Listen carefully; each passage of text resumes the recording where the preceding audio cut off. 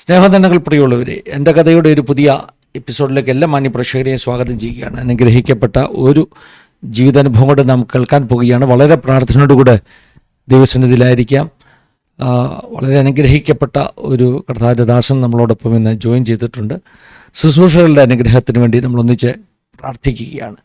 പരിശുദ്ധ പിതാവേ, അനുഗ്രഹീതമാകുന്ന ഈ നല്ല സമയത്തിനായി ഞങ്ങൾ അങ്ങ് സ്തുതിക്കുന്നു, വാഴ്ത്തുന്നു. തിരുസന്നിധിയിലേക്ക് ഞങ്ങൾക്ക് ഒന്നിച്ച് കടന്നു വരുവാൻ തൊക്കണം അവിടുന്ന് നൽകിയ സാവകാശത്തിനായി സ്തോത്രം. പ്രത്യേകമായി ഞങ്ങളുടെ നടുവിലേക്ക് അവിടെ നയിച്ചിരിക്കുന്ന അവിടുത്തെ ദാസനായി ഞങ്ങൾ അങ്ങ് സ്തുതിക്കുന്നു. തൻ്റെ ജീവിതാനുഭവങ്ങൾ ഞങ്ങൾക്ക് വലിയ ആത്മീക ബലത്തിന് കാരണമായി തീരാൻ പോകുന്നുണ്ട്. സ്തോത്രം. എല്ലാ മേഖലകളെയും ഞങ്ങൾ അനുഗ്രഹിച്ച് മുദ്രവെച്ച് പ്രാർത്ഥിക്കുന്നു. ഞങ്ങളുടെ കുറവശങ്ങളെ ക്ഷമിച്ച് ദൈവമഹത്വം ഞങ്ങളിലൂടെ വെളിപ്പെടണം. ഇന്നത്തെ ശുശ്രൂഷ അനേകർക്ക് അനുഗ്രഹത്തിന് കാരണമായി തീരണം. സിസ്റ്റർ നെറ്റ്വർക്ക് എല്ലാ കരങ്ങളിലേക്ക് ഏൽപ്പിക്കുന്നു. വൻകാര്യങ്ങൾ ചെയ്യാൻ പോകുന്നുണ്ട്. സ്തോത്രം. യേശു മൂലം താഴ്മയായി ചോദിക്കുന്നു, കേൾക്കുമാറാകണമേ. ആമേൻ, ആമേൻ, ആമേൻ.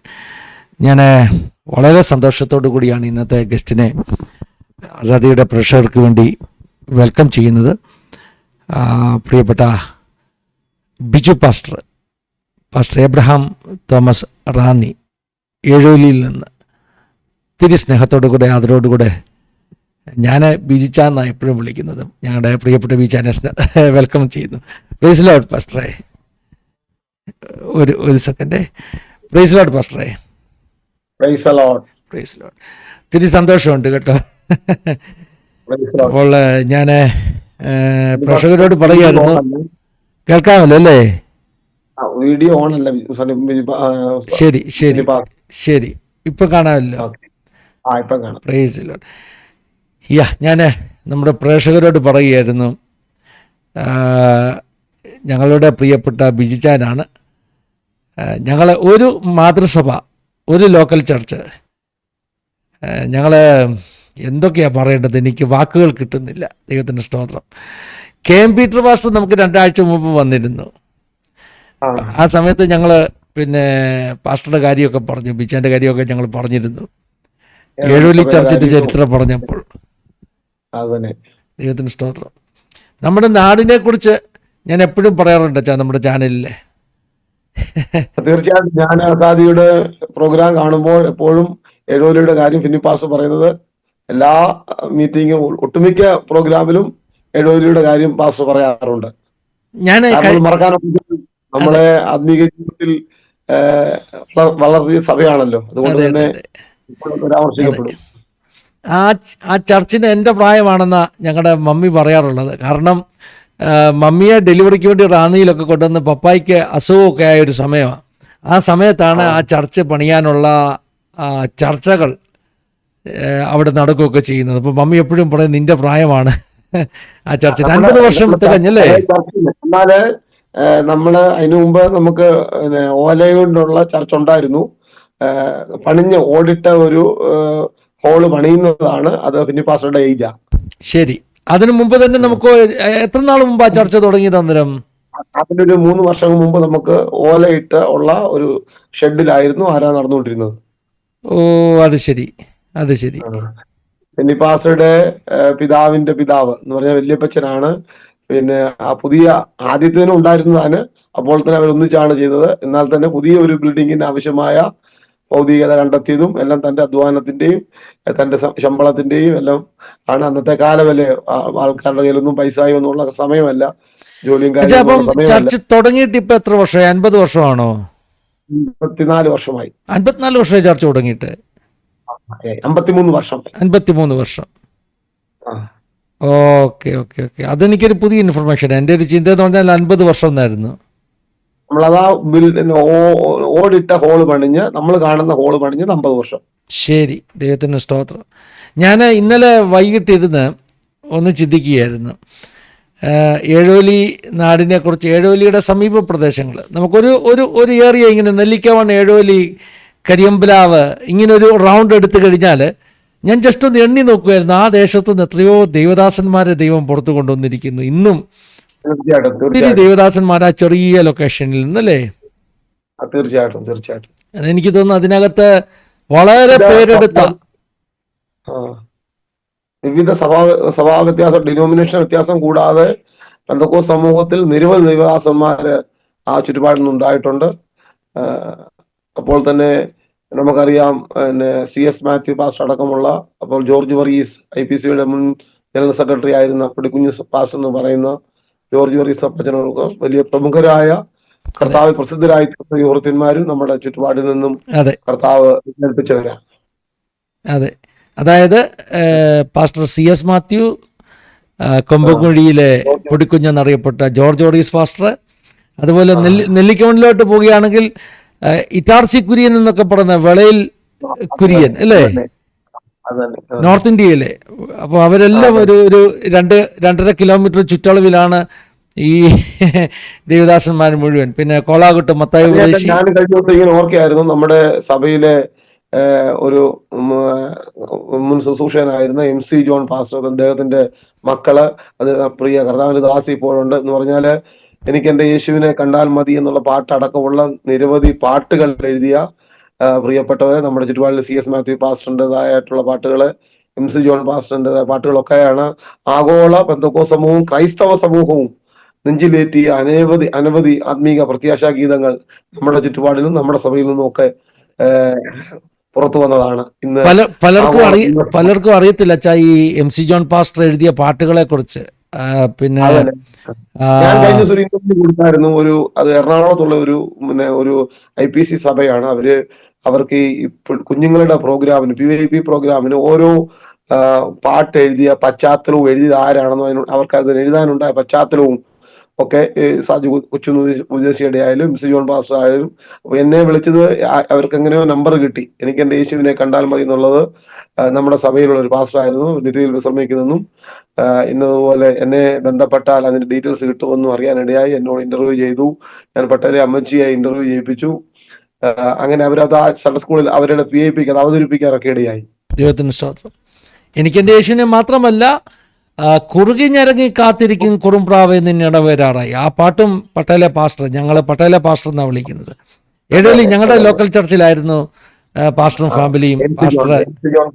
തന്റെ ഔദ്യോഗിക പേര് പട്ടേലെ പാസ്റ്റർ എന്ന് പറഞ്ഞ, പട്ടേൽ നമ്മുടെ വീട്ടുപേരായതുകൊണ്ട് പട്ടേലെ പാസ്റ്റർ നമ്മൾ വിളിക്കുന്നു. അതെ, MC ജോൺ പാസ്റ്റർ.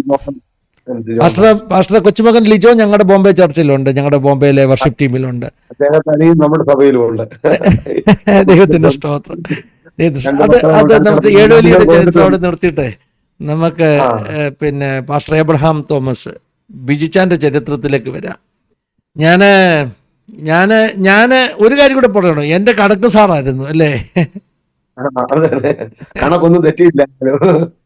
എന്തോ ദൈവത്തിന്റെ കണക്കൊന്നും തെറ്റിയില്ല.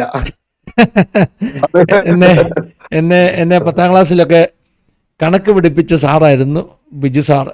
അപ്പോൾ ബിജു സാറാണ് ബിജിച്ചാനാണ്. പിന്നെ ഒരു കാര്യം കൂടെ ഉണ്ട്, എൻ്റെ രാഷ്ട്രീയ ഗുരുവായിരുന്നു, എന്നെ പൊളിറ്റിക്സിലേക്ക് ഇറക്കിയത്. എനിക്കൊന്ന് വിദ്യാഭ്യാസ കാലത്ത് നമ്മുടെ കോളേജിലെ കലാലയ കാലഘട്ടത്തിലുണ്ടായ നമ്മുടെ ആക്ടിവിറ്റീസിന്റെ ഭാഗമായിട്ട് മാത്രമായിട്ട് അത് കണ്ടാൽ മതി. അതെ, അല്പം പൊളിറ്റിക്സ് കാര്യങ്ങളൊക്കെ നമ്മുടെ രക്തത്തിളപ്പിന്റെ സമയത്ത് എൻജോയ് ചെയ്തു. അതെ, ബിജിച്ചാൻ വളരെ സീനിയറാണ്. ഞങ്ങൾ പ്രീ ഡിഗ്രിക്ക് ചേരുമ്പോൾ ഞാൻ ഇന്ന് ഓർക്കുന്നുണ്ട്, ആദ്യമായിട്ട് ഞാൻ കോളേജിൽ ചെന്നപ്പോൾ പ്രിൻസിപ്പളുടെ റൂമിൽ ബിച്ചാനും ഞാനും മമ്മിയും കൂടെ കയറി ചെന്നത്. അപ്പം ബിച്ചാൻ അന്ന് ഒഫീഷ്യലി രാഷ്ട്രീയക്കാരനാണ്. അപ്പോൾ അച്ഛൻ റാന്നി കോളേജിലെ അച്ഛൻ എന്നോട് ചോദിച്ചു, ഇവനെപ്പോലാകാനാണോ നിന്റെ ശ്രമം എന്ന് ചോദിച്ചു. അപ്പോൾ എന്ന് പറഞ്ഞാൽ രാഷ്ട്രീയക്കാരനാകാനാണോ എന്നാ. പക്ഷേ അതുകൊണ്ട് തന്നെ എനിക്കൊന്ന് ആദ്യത്തെ വർഷം തന്നെ ഞാനും പൊളിറ്റിക്സിലൊക്കെ ഇൻവോൾവ് ആയി. അച്ഛൻ പിന്നെ യൂണിവേഴ്സിറ്റി യൂണിയൻ കൗൺസിലറായിട്ടൊക്കെ ഇലക്ഷനിൽ നിന്ന് ജയിക്കുകയൊക്കെ ചെയ്തു. അന്നൊന്നും പക്ഷെ ചർച്ചുമായിട്ട് വലിയ അടുപ്പമില്ല അല്ലേ? ഇല്ല. നമ്മള് കുടുംബത്തിൽ ഉള്ള ആളാണെങ്കിലും നമുക്ക് അങ്ങനെ ഒരു വ്യക്തിപരമായ ഒരു ദൈവമായിട്ടുള്ള ഉണ്ടായിട്ടില്ലായിരുന്നു. ഇല്ല. അപ്പോൾ ചാടി മറിഞ്ഞ് നടക്കുന്നു, അങ്ങനെ അങ്ങ് പോയി. അതെ, എനിക്ക് തോന്നുന്നു ചർച്ചിലൊക്കെ വരാൻ തുടങ്ങിയത് പിന്നീട് ഒത്തിരി ലേറ്റ് ആയിട്ടാ, സൗദിയൊക്കെ അനുഭവങ്ങളൊക്കെ ശേഷമാണ്. അപ്പൊ നമുക്ക് ഒത്തിരി കഥ കേൾക്കാനുണ്ട്. ഞാന് വിദ്യാഭ്യാസം കഴിഞ്ഞതിന് ശേഷമാണ്. സൗദിക്ക് വരുന്നതിന് മുമ്പായിട്ട് ഞാൻ എന്നെ പീറ്റർ പാസ്റ്റർ സ്നാനപ്പെടുത്തി. ഓ ശരി. ഓക്കെ, കുറെ കഥകൾ കേൾക്കാനുണ്ട്. ചെറിയ പ്രായം മുതൽ രാഷ്ട്രീയം പിന്നെ സൗദി അനുഭവങ്ങൾ, എങ്ങനെയാണ് ശുശ്രൂഷയിലേക്ക് വന്നത്. ഏറ്റവും വലിയ സന്തോഷം എന്ന് പറഞ്ഞാൽ നമ്മുടെ മാതൃസഭയിൽ തന്നെ പാസ്റ്ററായിട്ടിരിക്കുന്നു. ഷാരോൺ ഫെലോഷിപ്പ് ചർച്ചിൻ്റെ എഴോലി ചർച്ചിൽ മാതൃസഭയാണ്, ഞങ്ങളുടെയൊക്കെ മാതൃസഭയാണ്. അത് ഏറ്റവും വലിയൊരു ഒരു ഒരു ഒരു ബ്ലെസ്സിങ്, ഒരു വലിയ ഭാഗ്യമെന്ന് പറയുന്നത്. അങ്ങനെ കുറേ കാര്യങ്ങൾ കേൾക്കാനുണ്ട്. അപ്പം ചെറിയ പ്രായം മുതൽ നമുക്ക് പപ്പായെക്കുറിച്ചും മമ്മിയെക്കുറിച്ചും ഒക്കെ പറഞ്ഞു തുടങ്ങാം, അച്ഛനെക്കുറിച്ചും മാമയെക്കുറിച്ചും ഒക്കെ ഓക്കെ. അവിടെ മുതൽ അങ്ങോട്ട് തുടങ്ങാം അല്ലേ? സഹോദരങ്ങളെ കുറിച്ച്, കുടുംബത്തെ കുറിച്ച്. അതെ, എന്റെ നമ്മൾ മാതാപിതാക്കൾക്ക് ഇത്രയും പറഞ്ഞെങ്കിലും ആ ഏക മകനാണ് ഞാന്. എനിക്ക് 2 സഹോദരിമാരാണുള്ളത്. ഫിന്നി പാസ്റ്റർക്ക് അവരെയൊക്കെ അറിയാമല്ലോ. എൻ്റെ മാതാപിതാക്കൾ ഇപ്പോഴും ജീവനോടെയുണ്ട്. 90 വയസ്സിലധികം ഉണ്ട് അവർക്ക് പ്രായം. അവരാണ് സമുദായത്തിൽ നിന്നും വിശ്വാസ സ്നാനം സ്വീകരിച്ച് പെന്തക്കോസ്തിന്റെ അനുഭവത്തിലേക്ക് കടന്നു വരാൻ ഇടയായി തീർന്നത്. അപ്പോൾ ഞങ്ങൾ കടന്നു വരുമ്പോൾ സഭയിലെ ഏറ്റവും പ്രധാനപ്പെട്ട വ്യക്തിത്വങ്ങളിൽ ഒരാളായിരുന്നു ഫിന്നി പാസ്റ്ററിന്റെ പിതാവും പിതാവിന്റെ പിതാവും ഒക്കെ. ചാലിങ്കൽ ഭവനം, അവര് ഞങ്ങളുടെ ആത്മീയ ജീവിതത്തിന്റെ ആരംഭ സമയങ്ങളിൽ പ്രിയ അപ്പച്ചൻ ഞങ്ങള് സ്നേഹത്തോടെ ചാലിങ്കലെ സാറെന്ന് വിളിക്കും. അച്ഛൻ്റെ ഒത്തിരി ആത്മീകമായ സപ്പോർട്ടുകൾ, ഭൗതികമായ സപ്പോർട്ടുകൾ, കരുതൽ എല്ലാം ആ കാലഘട്ടങ്ങളിൽ ലഭിക്കാനിടയായി. എന്നാൽ ഞാൻ എൻ്റെ വിദ്യാഭ്യാസ സമയത്ത് ഫിന്നിപ്പാസ് ഓർപ്പിച്ചതുപോലെ അങ്ങനെ ഒരു കർത്താവുമായിട്ടുള്ള വ്യക്തിപരമായ ബന്ധത്തിലേക്കും ആ ദൈവസ്നേഹത്തിലേക്കും ഒന്നും അടുത്തു വന്നിട്ടില്ലായിരുന്നു. നമ്മുടെ നാടൻ ഭാഷയിൽ പറഞ്ഞാൽ പിള്ളേർ കളിച്ചങ്ങ് നടക്കുമായിരുന്നു. നമ്മൾ പഠിക്കാനൊക്കെ സ്കൂൾ തലത്തിലായാലും കോളേജ് തലത്തിലായാലും മിടുക്കനായിരുന്നു. ഇത്രയും രാഷ്ട്രീയമൊക്കെ കളിച്ചിട്ടും നമ്മൾ ഫെയിലായിട്ടില്ല. പരീക്ഷ വരുമ്പോൾ നമ്മൾ പാസ്സാകുമായിരുന്നു. നമ്മൾ ഫസ്റ്റ് ടൈം തന്നെ ഡിഗ്രിയും പാസ്സായി. ഞാൻ അത് കഴിഞ്ഞ് MA-യും സൈക്കോളജിയിൽ എടുക്കാനിടയായി തീർന്നു. അങ്ങനെ പഠനത്തിലൊക്കെ നമ്മൾ കുഴപ്പമില്ലാതൊക്കെയാണ് പോയതെങ്കിലും അതൊക്കെ ദൈവത്തിന്റെ ഒരു കരുണയായിരുന്നു. കാരണം കർത്താവിനെ അറിയാൻ ഇടയായില്ലെങ്കിലും കർത്താവിന് നമ്മെക്കുറിച്ച് വലിയ പദ്ധതി ഉണ്ടായിരുന്നത് കൊണ്ട് നമ്മുടെ ഭാഗത്തുള്ള ആ വീഴ്ചകൾ പോലും കർത്താവ് ക്ഷമിച്ച് കരുണ കാണിച്ച് എന്നെ സംബന്ധിച്ചിടത്തോളം കർത്താവിന്റെ വലിയ കൃപയും കരുണയും അനുഭവിക്കാൻ ഇടയായി തീർന്നു. ഞാന് വിദേശത്ത് പോകുന്നത്, സൗദി അറേബ്യയിൽ ഒരു ജോലി അന്വേഷിച്ച് പോകുന്നത്. കേരളത്തിൽ നിന്ന് നേരിട്ട് സൗദിക്ക് പോകുമായിരുന്നു അതോ വല്ല നോർത്തിലേക്ക് വല്ലതും പോയോ? നോർത്ത് രാജസ്ഥാനിൽ എൻ്റെ സഹോദരി ഉണ്ടായിരുന്നു. അവിടെ പോയെങ്കിലും ഞാൻ പ്രത്യേകിച്ച് ജോലി ചെയ്യുകയോ പഠിക്കുകയോ ചെയ്തില്ല. ചെറിയ ഒരു കാലയളവിൽ മാത്രം അവരോടൊപ്പം ഭവനത്തിൽ പാർത്തു. അല്പം സ്വല്പം പ്രൈവറ്റ് ജോലി ചെയ്യാനിടയായി. അപ്പോൾ തന്നെ അവരാണ് എനിക്ക് വെളിയിൽ പറയാനുള്ള ക്രമീകരണം ചെയ്തത്. അപ്പോൾ തന്നെ ഞാൻ നാട്ടിൽ തിരിച്ചു വന്നു. സ്നാനപ്പെടാനിടയായി. 1993 അന്ന് പീറ്റർ പാസ്റ്ററൊക്കെ അവിടെ ഇരിക്കുന്ന സമയമാണ്. അവരുടെ 2ാമത്തെ ടേമാണെന്ന് തോന്നി. അവര് 2-3 തവണയായി അവരുടെ ശുശ്രൂഷ ജീവിതത്തിൽ പകുതിയോളം സമയങ്ങളിൽ ഏഴോലി സഭയിലായിരുന്നു. അവരുടെയൊക്കെ പ്രാർത്ഥന നമ്മുടെ ജീവിതത്തിന് വലിയ പഴുത്തിരിവിന് കാരണമായി തീർന്നു. പീറ്റർ പാസ്റ്ററൊക്കെ വളരെ എൻ്റെ പല നിർണായകമായ പല ഘട്ടങ്ങളിലും പീറ്റർ പാസ്റ്ററുടെയാണ് കരം ദൈവത്താൽ ഉപയോഗിക്കപ്പെട്ടത്. രക്ഷയുടെ അനുഭവത്തിലേക്ക് വരുവാന്, സ്നാനപ്പെടുവാന്, എന്നെ കർത്താവിന്റെ പേരേക്ക് സമർപ്പിക്കുവാന്, ബൈബിൾ കോളേജ് വിടുവാന്, ഇതെല്ലാം പീറ്റർ പാസ്റ്റർ സമയത്താണ് പല ഘട്ടങ്ങളിലായി നടന്നത്. ഞാൻ പറഞ്ഞല്ലോ താൻ പല സന്ദർഭങ്ങളിൽ അവിടെ ഇരുന്നിട്ടുണ്ട്. ഞാൻ പറഞ്ഞു വന്നത് 93 ഞാൻ വിദേശത്തേക്ക് പോകുന്നതിന് മുമ്പായിട്ട് ദൈവസന്നിധിയിൽ സ്നാനപ്പെട്ടിട്ടൊക്കെ പോകണോ എന്നുള്ളൊരു അകത്തൊരു ആഗ്രഹമുണ്ടായി. അങ്ങനെ ഞാൻ വീട്ടിലെ കാര്യം പറഞ്ഞു. പീറ്റർ പാസ്റ്റർ എന്നെ സ്നാനപ്പെടുത്തി. 94 ഞാൻ വിദേശത്തേക്ക് പോകാൻ ഇടയായി തീർന്നു. രാഷ്ട്രീയ ചരിത്രങ്ങളൊന്നും പിന്നെ പറയേണ്ട ആവശ്യമില്ലല്ലോ. അത് കോളേജ് വിദ്യാഭ്യാസ സമയത്ത് അല്പം രാഷ്ട്രീയങ്ങളും, നമ്മുടെ ഭാഷയിൽ പറഞ്ഞാൽ പിള്ളേര് ആ ഒരു കാലഘട്ടത്തിലെ ഇപ്പോഴത്തെ പോലല്ല, അന്നത്തെ കാലഘട്ടം ഒത്തിരി രാഷ്ട്രീയവും കാര്യങ്ങളും ഒക്കെ പ്രത്യേകിച്ചും ആൺകുട്ടികള് അങ്ങനെയൊക്കെ ചാടി നടന്നൊരു കാലമാണ്. നമ്മളതിൻ്റെയൊക്കെ മുന്നിൽ വരാനിടയായി. അപ്പൊ നമ്മള് ഫിന്നിപ്പാസ് സംബന്ധിച്ചോളം എൻ്റെ അനുജനെ പോലായിരുന്നു. അപ്പൊ താനും ആ നിലയിലൊക്കെ എൻജോയ് ചെയ്യട്ടെന്നുള്ള, നമ്മള് വഷളാക്കി കളയാനോ അല്ലെങ്കിൽ ജീവിതത്തിലെ തകർച്ച നേരിടണോ എന്നുള്ള ആഗ്രഹത്തോടെയല്ല. അദ്ദേഹവും നന്നായിട്ട് വരട്ടെ, എല്ലാവരുടെയും കണ്ണൂരുണ്ണിയായി തീരട്ടെ, മിടുക്കനായിട്ട് സ്മാർട്ടായിട്ടിരിക്കുന്നുള്ള ആ ചിന്തയിൽ തന്നെയാണ്, നമ്മളെപ്പോലെ തന്നെ ആകട്ടെ എന്നുള്ള ചിന്തയിൽ മാത്രമാണ് പൊളിറ്റിക്സിനൊക്കെ ഉള്ള. കാരണം അന്ന് നമ്മളെ സംബന്ധിച്ചിടത്തോളം രാഷ്ട്രീയം ഒരു നല്ല കാര്യമാണല്ലോ, നമ്മൾ അതിൽ മുന്നോട്ട് പോകുക എന്നുള്ളതാണ്. നമ്മുടെ ലീഡർഷിപ്പിനൊക്കെ ഒരു പരിധി വരെ നമ്മൾ അതിന്റെ നല്ല വശങ്ങൾ കണ്ടാൽ അതിന്റെ ഒരു മറുവശമുണ്ട്. അപ്പോൾ തന്നെ നല്ല വശങ്ങൾ എന്ന് പറഞ്ഞാൽ ലീഡർഷിപ്പിന്റെ ഒത്തിരി ക്വാളിറ്റീസ്, പ്രതിസന്ധികളൊക്കെ വരുമ്പോൾ നേരിടാനുള്ള കോൺഫിഡൻസ്, ഇതൊക്കെ അന്ന് ലഭിച്ചു ഒത്തിരിയൊക്കെ. തീർച്ചയായിട്ടും അച്ഛാ, ഞാനും അത് പലപ്പോഴും ചിന്തിക്കാറുണ്ട് കേട്ടോ. കാരണം നമ്മൾ അന്ന് രാഷ്ട്രീയം കളിച്ചുകൊണ്ട് ഗുണമുണ്ടായോ എന്ന് ചോദിച്ചാൽ, ഇപ്പൊ അന്ന് നമുക്ക് ആരെയും ഭയമില്ലാത്ത ഒരു ലെവലിലേക്ക് കൊണ്ടുവന്നത് രാഷ്ട്രീയ പ്രവർത്തനം തന്നെയല്ല. നമുക്കിപ്പോൾ ഒരു പ്രിൻസിപ്പളിന്റെ റൂമിൽ കയറിപ്പോയി അന്ന് സംസാരിക്കും, അന്ന് സ്റ്റുഡൻ്റ് ആയിരിക്കുമ്പോൾ തന്നെ. അപ്പോൾ അതിനുള്ളൊരു ധൈര്യം. അതുകൊണ്ട് എനിക്ക് ബോംബെ വന്നിട്ടാണെങ്കിലും പിന്നീട് ഒരു ഇന്റർവ്യൂവിനെ ഫേസ് ചെയ്യാൻ ഒന്നും ഒരു മടിയോ പേടിയോ ഇല്ല. അപ്പൊ അത് നമ്മുടെ വ്യക്തിത്വത്തെ വികസിപ്പിക്കാൻ ഒത്തിരി കാരണമായി തീർന്നു. ലീഡർഷിപ്പ്, അതുപോലെ തന്നെ വിവിധ നിലയിലുള്ള പ്രശ്നങ്ങളും ഒക്കെ സോൾവ് ചെയ്യുന്നതിനൊക്കെ ഉള്ള ഒരു കോൺഫിഡൻസ് ആ കാലഘട്ടങ്ങളിൽ വിദ്യാർത്ഥി രാഷ്ട്രീയത്തിലൂടെ ലഭിക്കാനിടയായി. അത് ഞാൻ പറഞ്ഞില്ലേ, നമ്മുടെ പൗലോസിന്റെ കാര്യത്തിൽ പറയുമ്പോൾ ശുഷ്കാന്ന് സംബന്ധിച്ച് സഭയെ ഉപദ്രവിച്ചവൻ എന്നായിരുന്നിരിക്കുന്നത്. അപ്പോൾ അതിൻ്റെ അകത്ത് പുള്ളി ഒരു സീൽ ഉണ്ടായിരുന്നു, വലിയ ഒരു ഉത്സാഹം ഉണ്ടായിരുന്നു ഏത് കാര്യം ചെയ്യാനും. കർത്താവിന്റെ വേല ഉദാസീനതയോടെ ചെയ്യുന്നു ശപിക്കപ്പെട്ടവൻ എന്നാണ് വചനം പറയുന്നത്. അപ്പോൾ ഉത്സാഹവും എടുത്തുചാട്ടവും ഒക്കെ ഒരു പരിധി വരെ കർത്താവിന്റെ വേലയ്ക്ക് ആവശ്യമായിരുന്നു. ആ ഒരു ട്രെയിനിങ് കോളേജ് വിദ്യാഭ്യാസ കാലത്ത് രാഷ്ട്രീയത്തിലൂടെ ലഭിക്കാൻ ഇടയായി. അതുകൊണ്ട് ഞാൻ അതിനെ പ്രോത്സാഹിപ്പിക്കുകയല്ല, ലഭിച്ച ചില പോസിറ്റീവ് വശങ്ങൾ പറയുന്നു മാത്രം. അത് നിശ്ചയമായിട്ട് ഒരിക്കലും ഫിലിപ്പാസ്റ്റർക്കും അത് ലഭിച്ചിട്ടുണ്ട്, നമുക്ക് അത് ലഭിച്ചിട്ടുണ്ട്.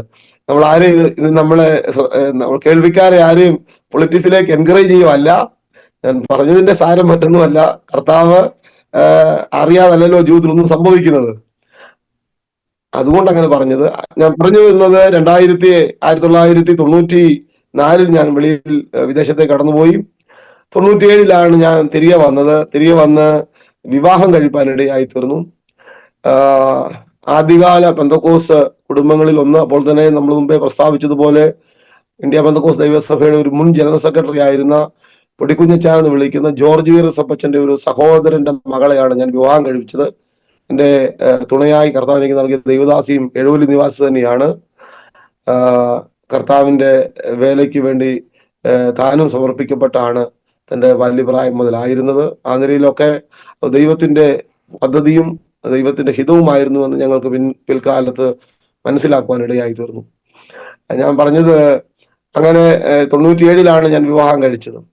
വിവാഹാനന്തരം അദ്ദേഹം ഒരു നേഴ്സ് ആയതുകൊണ്ട് തന്നെ ഞാൻ എൻ്റെ അടുക്കൽ കൊണ്ടുപോകാനും ജോലി വാങ്ങിക്കൊടുക്കുവാനും അങ്ങനെ ഞങ്ങൾ സൗദി അറേബ്യയിൽ റിയാദ്, അതിന്റെ തലസ്ഥാനമായ റിയാദിൽ കിങ് ഖാലിദ് യൂണിവേഴ്സിറ്റി ഹോസ്പിറ്റൽ എന്ന് പറഞ്ഞ സർക്കാർ ഗവൺമെന്റിന്റെ ഹോസ്പിറ്റലിലാണ്, മിനിസ്ട്രിയുടെ യൂണിവേഴ്സിറ്റിയാണ്, അവിടെയാണ് ദീർഘവർഷങ്ങൾ ജോലി ചെയ്തുകൊണ്ടിരുന്നത്. ഞങ്ങളുടെ കുടുംബജീവിതത്തില് 2001 ഒരു മകളെയും 2003 ഒരു മകനെയും കർത്താവ് ദാനമായി നൽകി. 2 കുഞ്ഞുങ്ങളാണ് ഞങ്ങൾക്കുള്ളത്. അവർ രണ്ടുപേരും അവിടെയാണ് ജനിച്ചത്. 2012 നമ്മുടെ കർത്താവിന്റെ വേലയോടുള്ള ഭാഗത്തേക്ക് കടന്നു വരികയാണ്. 2012 എനിക്ക് 97 വിവാഹം കഴിച്ചെങ്കിലും അതിനുശേഷമുള്ള നാളുകൾ കുടുംബമായിട്ട് അവിടെ ആയിരിക്കുമ്പോൾ നമ്മൾ പെന്തക്കോസ് ആരാധനയിൽ സൗദി അറേബ്യയിൽ ആരാധനയ്ക്ക് ഉത്തര തടസ്സമുള്ള രാജ്യമാണ്. ഇപ്പോൾ ഒത്തിരി മാറ്റങ്ങൾ ഉണ്ടായിക്കൊണ്ടിരിക്കുന്നു. ആ കാലഘട്ടത്തിൽ രഹസ്യമായിട്ടുള്ള ആരാധനകളും പാക്ക് ചെയ്ത റൂമിലുള്ള വർഷിപ്പൊക്കെയാണ് നടക്കുന്നത്. അപ്പോൾ തന്നെ ഈ ആരാധനാ സ്ഥലങ്ങളൊക്കെ ഇതുപോലെ റെയ്ഡ് ചെയ്യുകയും പിടിക്കുകയും ആൾക്കാരെ ജയിലിലൊക്കെ ഇടുന്ന കാലഘട്ടമായിരുന്നു. എൻ്റെ അനുഭവത്തിൽ അങ്ങനെ ഉണ്ടായിട്ടുണ്ട്, എന്നെ പിടിച്ചിട്ടില്ലെന്നേ ഉള്ളൂ. അങ്ങനെയൊക്കെ ആരാധനയ്ക്കും ദൈവനാമത്തിനും വേണ്ടി വില കൊടുത്ത് ദൈവത്തെ ആരാധിച്ച ഒരു സമയമാണ് ആ കാലഘട്ടങ്ങൾ. അതൊക്കെ എൻ്റെ ജീവിതത്തില് കർത്താവിന്റെ വേലയ്ക്കായിട്ടുള്ള ഒരു ഒരുക്കത്തിനൊക്കെ അത് മുഖാന്തരമായി തീർന്നു. ചുരുക്കി പറഞ്ഞാല് 2012 ഈ 97 മുതൽ 2012 വരെയുള്ള കാലഘട്ടങ്ങൾ ഞങ്ങൾ കുടുംബമായിട്ട് അവിടെ കർത്താവിനെ ആരാധിച്ചു വരുമ്പോഴൊക്കെ എൻ്റെ ഉള്ളിൽ കർത്താവിന്റെ വേല ചെയ്യണം എന്നുള്ള ഒരു വലിയ ആഗ്രഹം ദൈവത്തിന്റെ ആത്മാവ് നൽകാനിടയായി. ഞാനതിനെ അത്ര കാര്യമായിട്ട് എടുത്തില്ലെങ്കിലും പലപ്പോഴായും ഇങ്ങനെ പല ദൈവദാസന്മാരിലൂടെ ദൈവത്തിന്റെ ആത്മാവിന്റെ ആലോചന, അവിടെ വരുന്ന വിസിറ്റിംഗ് പാസ്റ്റേഴ്സ്, നാട്ടിൽ നിന്ന് വരുന്ന പാസ്റ്റേഴ്സ്, അവിടെയുള്ള പാസ്റ്റേഴ്സ് ഒക്കെ പലപ്പോഴും ബിജുവിന് കർത്താവിന്റെ വേലയ്ക്കുള്ള വിളിയുണ്ട് കേട്ടോ എന്ന് പറഞ്ഞ് തലേക്ക് വെച്ച് പ്രാർത്ഥിക്കുമായിരുന്നു. ഞാനതൊക്കെ കേട്ട് ചിരിച്ച് പിന്നെ ജോലിക്ക് പോകുമായിരുന്നു. അങ്ങനെയാണ് ഏകദേശം 97 മുതൽ 2012 വരെയുള്ള 15 വർഷം ഞാൻ സൗദി അറേബ്യയിലായിരുന്നപ്പോൾ അങ്ങനെ ആണ് മുന്നോട്ട് പോയിക്കൊണ്ടിരുന്നത്.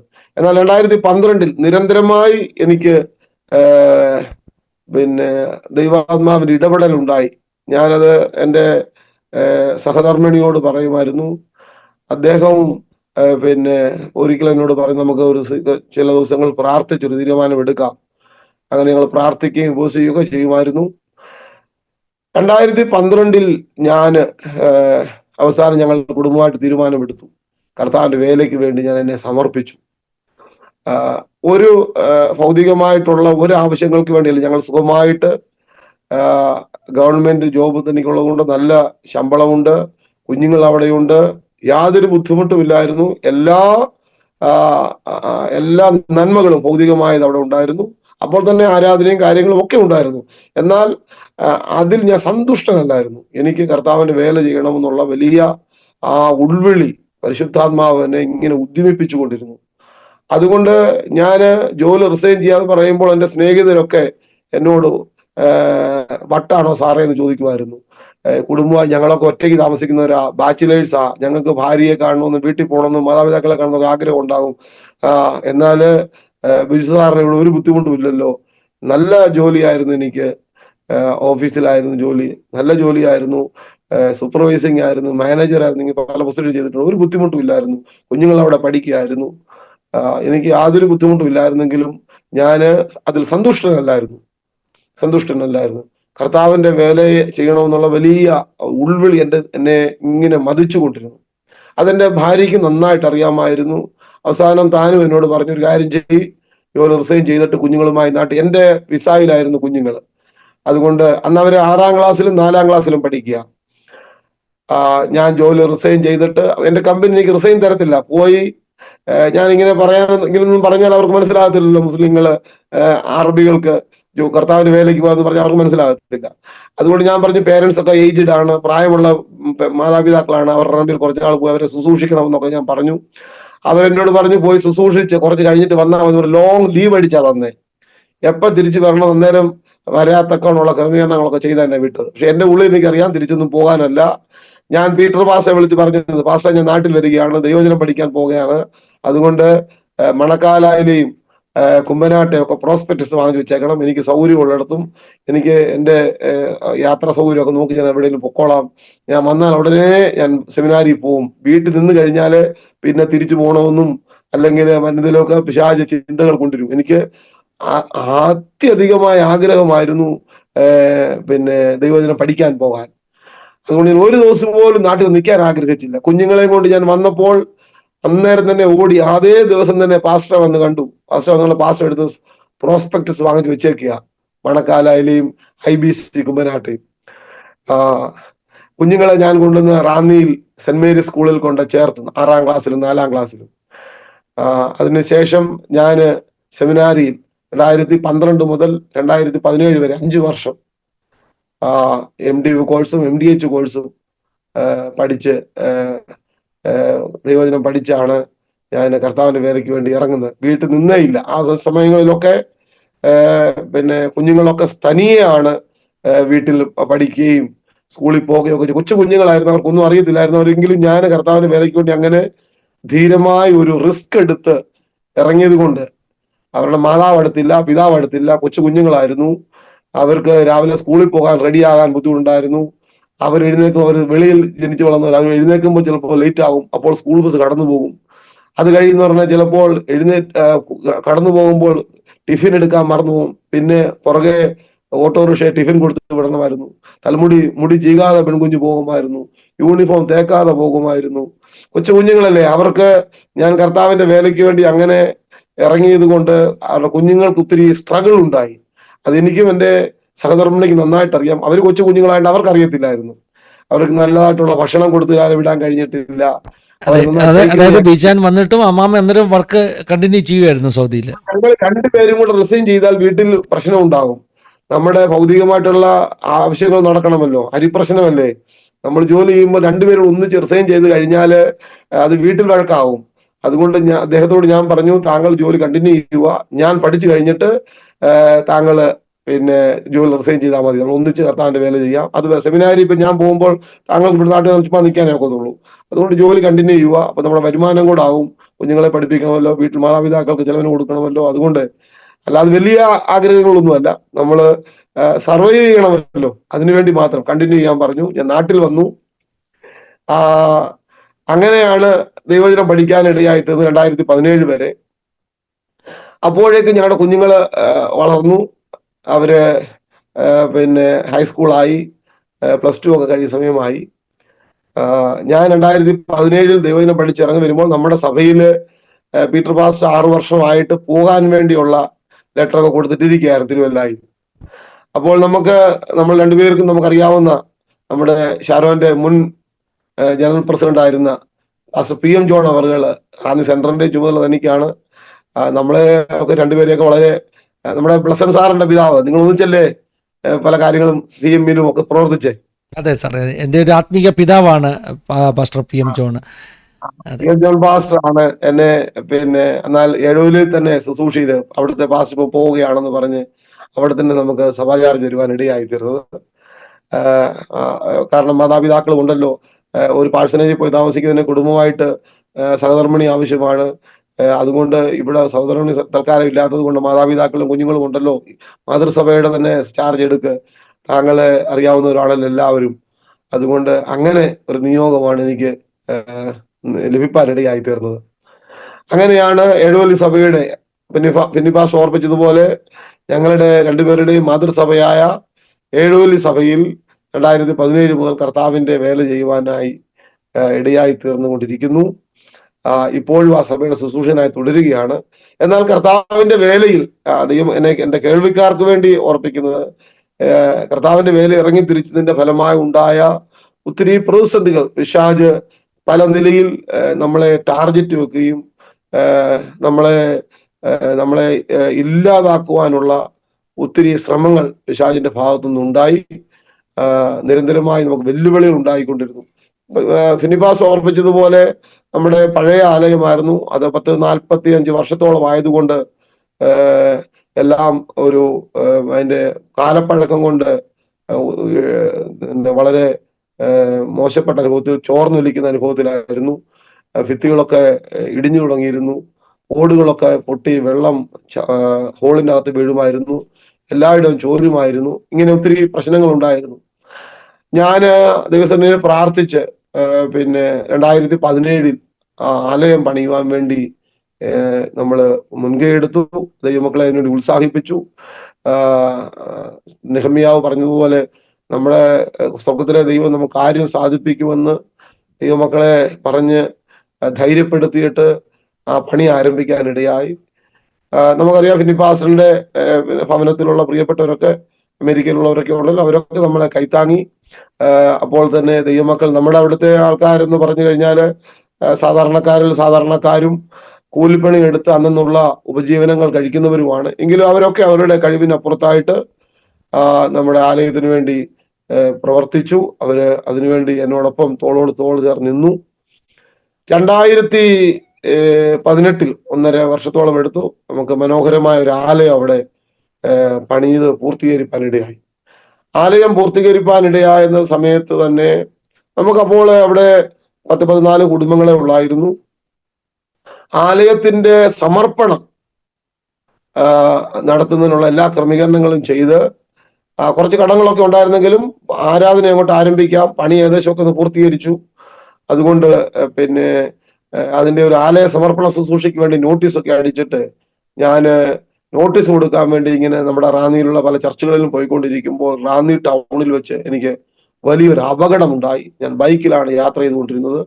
ബൈക്ക് ഒരു ലോറിയുമായി കൂട്ടിയിടിച്ച് വലിയ മാരകമായ ഹെഡ് ഇഞ്ചുറിയോടുകൂടെ ഞാൻ ഹോസ്പിറ്റലിലായി തീർന്നു. എല്ലാവരും വളരെ എനിക്ക് വേണ്ടി പ്രാർത്ഥിച്ചു. നമുക്കറിയാം റാന്നി ഹോസ്പിറ്റലിൽ നിന്നും പിന്നീട് ഇൻഡോ അമേരിക്കൻ ഹോസ്പിറ്റലിലും ഒക്കെ പോകുവാനിടയായി. അപ്പോൾ അവിടുന്ന് ഇൻഡോ അമേരിക്കൻ ഹോസ്പിറ്റലിൽ സ്കാൻ ചെയ്തപ്പോൾ 18 സെന്റിമീറ്റർ 2 സൈഡിലായിട്ട് തലച്ചോറിൽ ബ്ലഡ് കട്ടിയായിട്ടുണ്ട്. അതുകൊണ്ട് തലയോട്ടി ഇളക്കണമെന്ന് പറഞ്ഞു. എല്ലാവരും വളരെ ഭാരപ്പെട്ടു. സഭയിലെല്ലാം വലിയ കരച്ചിലുണ്ടായി. എൻ്റെ മാതാപിതാക്കളൊക്കെ വളരെ നിരാശയിലും കരച്ചിലുമായി തീർന്നു. എൻ്റെ ഭാര്യ സഹോദരി ഭയങ്കര നാട്ടിലേക്ക് ഓടി വരുവാനിടയായി. വളരെ ദുഃഖത്തിലും പ്രയാസത്തിലുമായി തീർന്നു. എനിക്ക് ജീവൻ നഷ്ടപ്പെടും എന്നുള്ള ഒരു ചിന്തയിലായിരുന്നു എല്ലാവരും ആയിരുന്നത്. എന്നാൽ എൻ്റെ ഭാര്യ ഒരു നേഴ്സാണല്ലോ, ആദ്യം ഓർപ്പിച്ചല്ലോ. അദ്ദേഹം ഇങ്ങനെ പുഷ്പഗിരി ഹോസ്പിറ്റലിലെ ന്യൂറോ സർജനെ വിളിച്ചു. അദ്ദേഹത്തെ ഈ MRI റിപ്പോർട്ടെല്ലാം കാണിച്ചപ്പോൾ പുഷ്പഗിരിയിലെ ന്യൂറോ സർജൻ പറഞ്ഞു, പിന്നെ തലയോട്ടി ഇളക്കാതെ തലച്ചോറിൽ തലയോട്ടിക്ക് 4 കിഴുത്തയിട്ട് ഹോൾ ഇട്ടിട്ട് ബെർഹോൾ ഇവാക്വേഷൻ എന്ന് പറയും, ഹോളിൽ കൂടെ വലിച്ചെടുക്കുന്ന ട്യൂബിട്ട് ബ്ലഡ് വലിച്ചെടുക്കുന്ന ഒരു പ്രോസസ് ഉണ്ട്. അങ്ങനെ നമുക്ക് ചെയ്യാൻ, തലയോട്ടി ഇളക്കാതെ ചെയ്യാൻ ഇവിടെ കഴിയുമെന്ന് പറഞ്ഞു. അന്ന് രാത്രി തന്നെ ഞങ്ങൾ ഇൻഡോ അമേരിക്കയിൽ നിന്ന് ഡിസ്ചാർജ് വാങ്ങിച്ചിട്ട്, ആ സമയത്ത് ഇവിടെ കുറെ പൈസ ഒക്കെ അവിടെ ഇത് ചെയ്തിരുന്നു, നമ്മൾ ഡിപ്പോസിറ്റ് ചെയ്തിരുന്നു. അതുപോലും വാങ്ങാതെ അവരോട് പറഞ്ഞു, നിങ്ങൾ എത്രയാണെന്ന് നിങ്ങളുടെ ഡിസ്ചാർജ് ചെയ്യുമ്പോൾ എടുത്തിട്ട് ബാക്കി ഞങ്ങളുടെ പൈസ അക്കൗണ്ടിൽ ഇട്ടേക്കെന്ന് പറഞ്ഞിട്ട് രാത്രിയിൽ തന്നെ ഞങ്ങൾ ആംബുലൻസിൽ പുഷ്പഗിരിയിൽ വന്നു. പിറ്റേ ദിവസം പുഷ്പഗിരിയിൽ എൻ്റെ തലയോട്ടിക്ക് കിഴുത്തയിട്ടുള്ള ഓപ്പറേഷൻ, നമ്മുടെ എൻ്റെ സ്നേഹിതരും ദേവദാസന്മാരും ഈ PN ജോൺ പാസ്റ്റർ അടക്കമുള്ള എല്ലാവരും അവിടെ ഉണ്ടായിരുന്നു. നമ്മുടെ സഭക്കാരെല്ലാം അവിടെ ഉണ്ടായിരുന്നു. മരണകരമായ അനുഭവങ്ങളിലൂടെ ചില മണിക്കൂറുകളും ചില ദിവസങ്ങളും കടന്നുപോയി. എന്നാൽ ആ ഓപ്പറേഷൻ നടത്തി ബ്ലഡ് ഒക്കെ മാറ്റി റിമൂവ് ചെയ്തു. ഞാൻ വേഗത്തിൽ അങ്ങ് പറയാം, ഒരു വർഷം കഴിഞ്ഞൊക്കെ സംസാരിക്കാവൂ, തലയനക്കാവൂ, തുമ്മാവൂ എന്നൊക്കെയാണ് നിർദ്ദേശിച്ചിരുന്നത്. എന്നാൽ ദൈവത്തിന്റെ വലിയ കരം, ദൈവത്തിന്റെ വിടുതലിന്റെ കരം, സൗഖ്യമാക്കുന്ന കർത്താവിനെ വേഗത്തിൽ സൗഖ്യമാക്കി. 3 മാസം കഴിഞ്ഞപ്പോൾ മുതൽ ഞാൻ പ്രസംഗിക്കാൻ വീണ്ടും തുടങ്ങി. 1 മാസം കഴിഞ്ഞ് ഫോളോ അപ്പ് ഉണ്ടായിരുന്നു, ഹോസ്പിറ്റലിൽ പോയി. 3 മാസം കഴിഞ്ഞ് പോയി. പിന്നെ 6 മാസം കഴിഞ്ഞ് എല്ലാവരും പറഞ്ഞു. ഞാൻ പിന്നെ 6 മാസം കഴിഞ്ഞ് പോയില്ല. കാരണം എനിക്ക് ഒത്തിരി ഹീലിംഗ് ആയി, എനിക്ക് തന്നെ സ്വയം ബോധ്യമായി എനിക്കൊരു പ്രശ്നവും ഇല്ലെന്ന്. അങ്ങനെ മരണത്തിന്റെ വക്കിലൂടെ കടന്നു പോയപ്പോഴും കർത്താവ് അത്ഭുതകരമായി വിടുവിച്ചു. എന്നെ കേൾക്കുന്ന കേൾവിക്കാരോട് ഓർപ്പിക്കട്ടെ, ഏത് മരണത്തിന്റെ താഴ്വരയിൽ കൂടെ പോയാലും വിടുവിക്കാൻ കഴിയുന്ന ഒരു ദൈവത്തെയാണ് നാം സേവിക്കുന്നത്. കർത്താവിന്റെ സഹായിപ്പാൻ കഴിയാതെ വണ്ണം കർത്താവിന്റെ കരം കുറുതായി പോയിട്ടില്ല. നമ്മുടെ കർത്താവ് യഹോവ റാഫയാണ്, അവൻ സൗഖ്യമാക്കുന്ന ദൈവമാണെന്ന് ഈ സാക്ഷ്യം പറയുമ്പോൾ തന്നെ വിശ്വാസമുള്ള കർത്താവ് വിടുവിക്കുന്ന വിശ്വാസമുള്ള ജീവിതങ്ങളിൽ കർത്താവ് വിടുതലയക്കും. ഏത് രോഗമായിക്കൊള്ളട്ടെ, ഏത് അപകടമായിക്കൊള്ളട്ടെ, ഏത് മാരകമായ പ്രതിസന്ധി ആയിക്കൊള്ളട്ടെ, അതിന്റെ നടുവിൽ കർത്താവ് വിടുവിപ്പാൻ സർവശക്തനാണ്. നാം ദൈവസന്നിധിയിൽ പ്രാർത്ഥിക്കുമെങ്കിൽ, നിലവിളിക്കുമെങ്കിൽ നമ്മെക്കുറിച്ച് ദൈവത്തിന് പദ്ധതിയുണ്ട്. ആ പദ്ധതിയുടെ പൂർത്തീകരണം വരുത്തുവാൻ കർത്താവ് മതിയായവനാണ്. ഈ പിന്നെ 18 സെന്റിമീറ്റർ ബ്ലഡ് ക്ലോട്ട് ഉണ്ടായെന്നുണ്ട്, അത് ഹോൾ ഇട്ടാ വെളിയിലെടുത്തത്. അപ്പം അതിന്റെ എന്തെങ്കിലും എഫക്റ്റോ എന്തെങ്കിലും ഉണ്ടോ ഇപ്പോഴും? അത് വല്ല പ്രശ്നങ്ങളുണ്ടോ? അത് നമുക്ക് നമുക്ക് കൊച്ചു കുട്ടികൾക്കാണെങ്കിൽ അതിന്റെ പാടൊക്കെ മാറി, ഇനിയും തലയോട്ടി സ്കള്ളിന് വീണ്ടും അവിടെ പിന്നെ അത് നികന്നേനെയും. എന്നാൽ ഒരു പ്രായം കഴിഞ്ഞത് കൊണ്ട് 45 ഇയേഴ്സിന് എബവ് ഉള്ളവർക്ക് അങ്ങനെ ഹോൾ ഇട്ടാൽ അത് ഹോൾ മാറത്തില്ല, അത് അവിടെ ഇന്നും കാണും എന്ന് പറഞ്ഞിരുന്നു. പ്രായമാകുമ്പോൾ ഒരു കുഴി പോലെ അവിടെ കാണാൻ സാധിക്കുമെന്ന് പറഞ്ഞിരുന്നു. ഇപ്പോൾ എനിക്ക് പ്രായമായിക്കൊണ്ടിരിക്കുമ്പോൾ ഒരു പക്ഷെ പ്രേക്ഷകർ കാണാൻ പറ്റും. ഇവിടെ മുടിയില്ലാത്തത് കൊണ്ട് 2 ഭാഗത്ത് ഇപ്പോൾ നമ്മുടെ ത്വക്ക് കുഴിഞ്ഞിരിക്കുകയാണ്. അതായത് അവിടെ അകത്തെ അസ്ഥി ഇല്ലയോ? തലയോട്ടിയുടെ അസ്ഥി അവിടെ ഇല്ല, സോഫ്റ്റാ. നമ്മുടെ ചിരട്ടയുടെ കിഴുത്ത ഇടുന്നത് പോലെ കിഴുത്ത ഇട്ടിരിക്കുകയാണ്. ഒരു വിരൽ കയറുന്ന വലിപ്പത്തിൽ കിഴുത്തയാണ്. അവിടെ സോഫ്റ്റ് ആയിട്ടിരിക്കുക. അവിടെ സോഫ്റ്റ് ആയിട്ടിരിക്കും. 4 കിഴുത്തയുണ്ട്. പ്രത്യേകിച്ച് നമ്മൾ അവിടെ ഒന്നും തല എങ്ങും ഇടിക്കാതിരിക്കാൻ ശ്രദ്ധിക്കണമെന്ന് എപ്പോഴും എല്ലാവരും പറയും. നമ്മൾ അങ്ങനെ സൂക്ഷിച്ചാണ് നടക്കുന്നത്. 4 കിഴുത്തയുണ്ട്. അത് അവിടെ സ്കിൻ മാത്രമേ ഉള്ളൂ, സ്കിന്നിന്റെ അകത്ത് സ്കള്ളില്ല, തലയോട്ടിയില്ല. അത് മുഖാന്തരമായിട്ട് എനിക്ക് യാതൊരു സൈഡ് എഫക്റ്റുകൾ ഉണ്ടാകുന്നില്ല. എനിക്ക് തലവേദനയോ മറ്റു ബുദ്ധിമുട്ടുകളോ പ്രസംഗിക്കുന്നതിനോ ഒന്നും ഉണ്ടായിട്ടില്ല. ആ അപകടത്തിലുള്ള യാതൊരു ബുദ്ധിമുട്ടും എനിക്കില്ലാത്ത നിലയിൽ കർത്താവ് സൗഖ്യമാക്കുന്നത് പൂർണ്ണ സൗഖ്യമാണ്. വൈദ്യശാസ്ത്രം സൗഖ്യമാക്കിയത് ഒരു പക്ഷെങ്കിലും എന്തെങ്കിലുമൊക്കെ കോംപ്ലിക്കേഷൻസ് കാണും, ഒരുപക്ഷെ പിന്നീട് തലവേദന ഉണ്ടാകാം, ഒക്കെ ചെയ്യാം.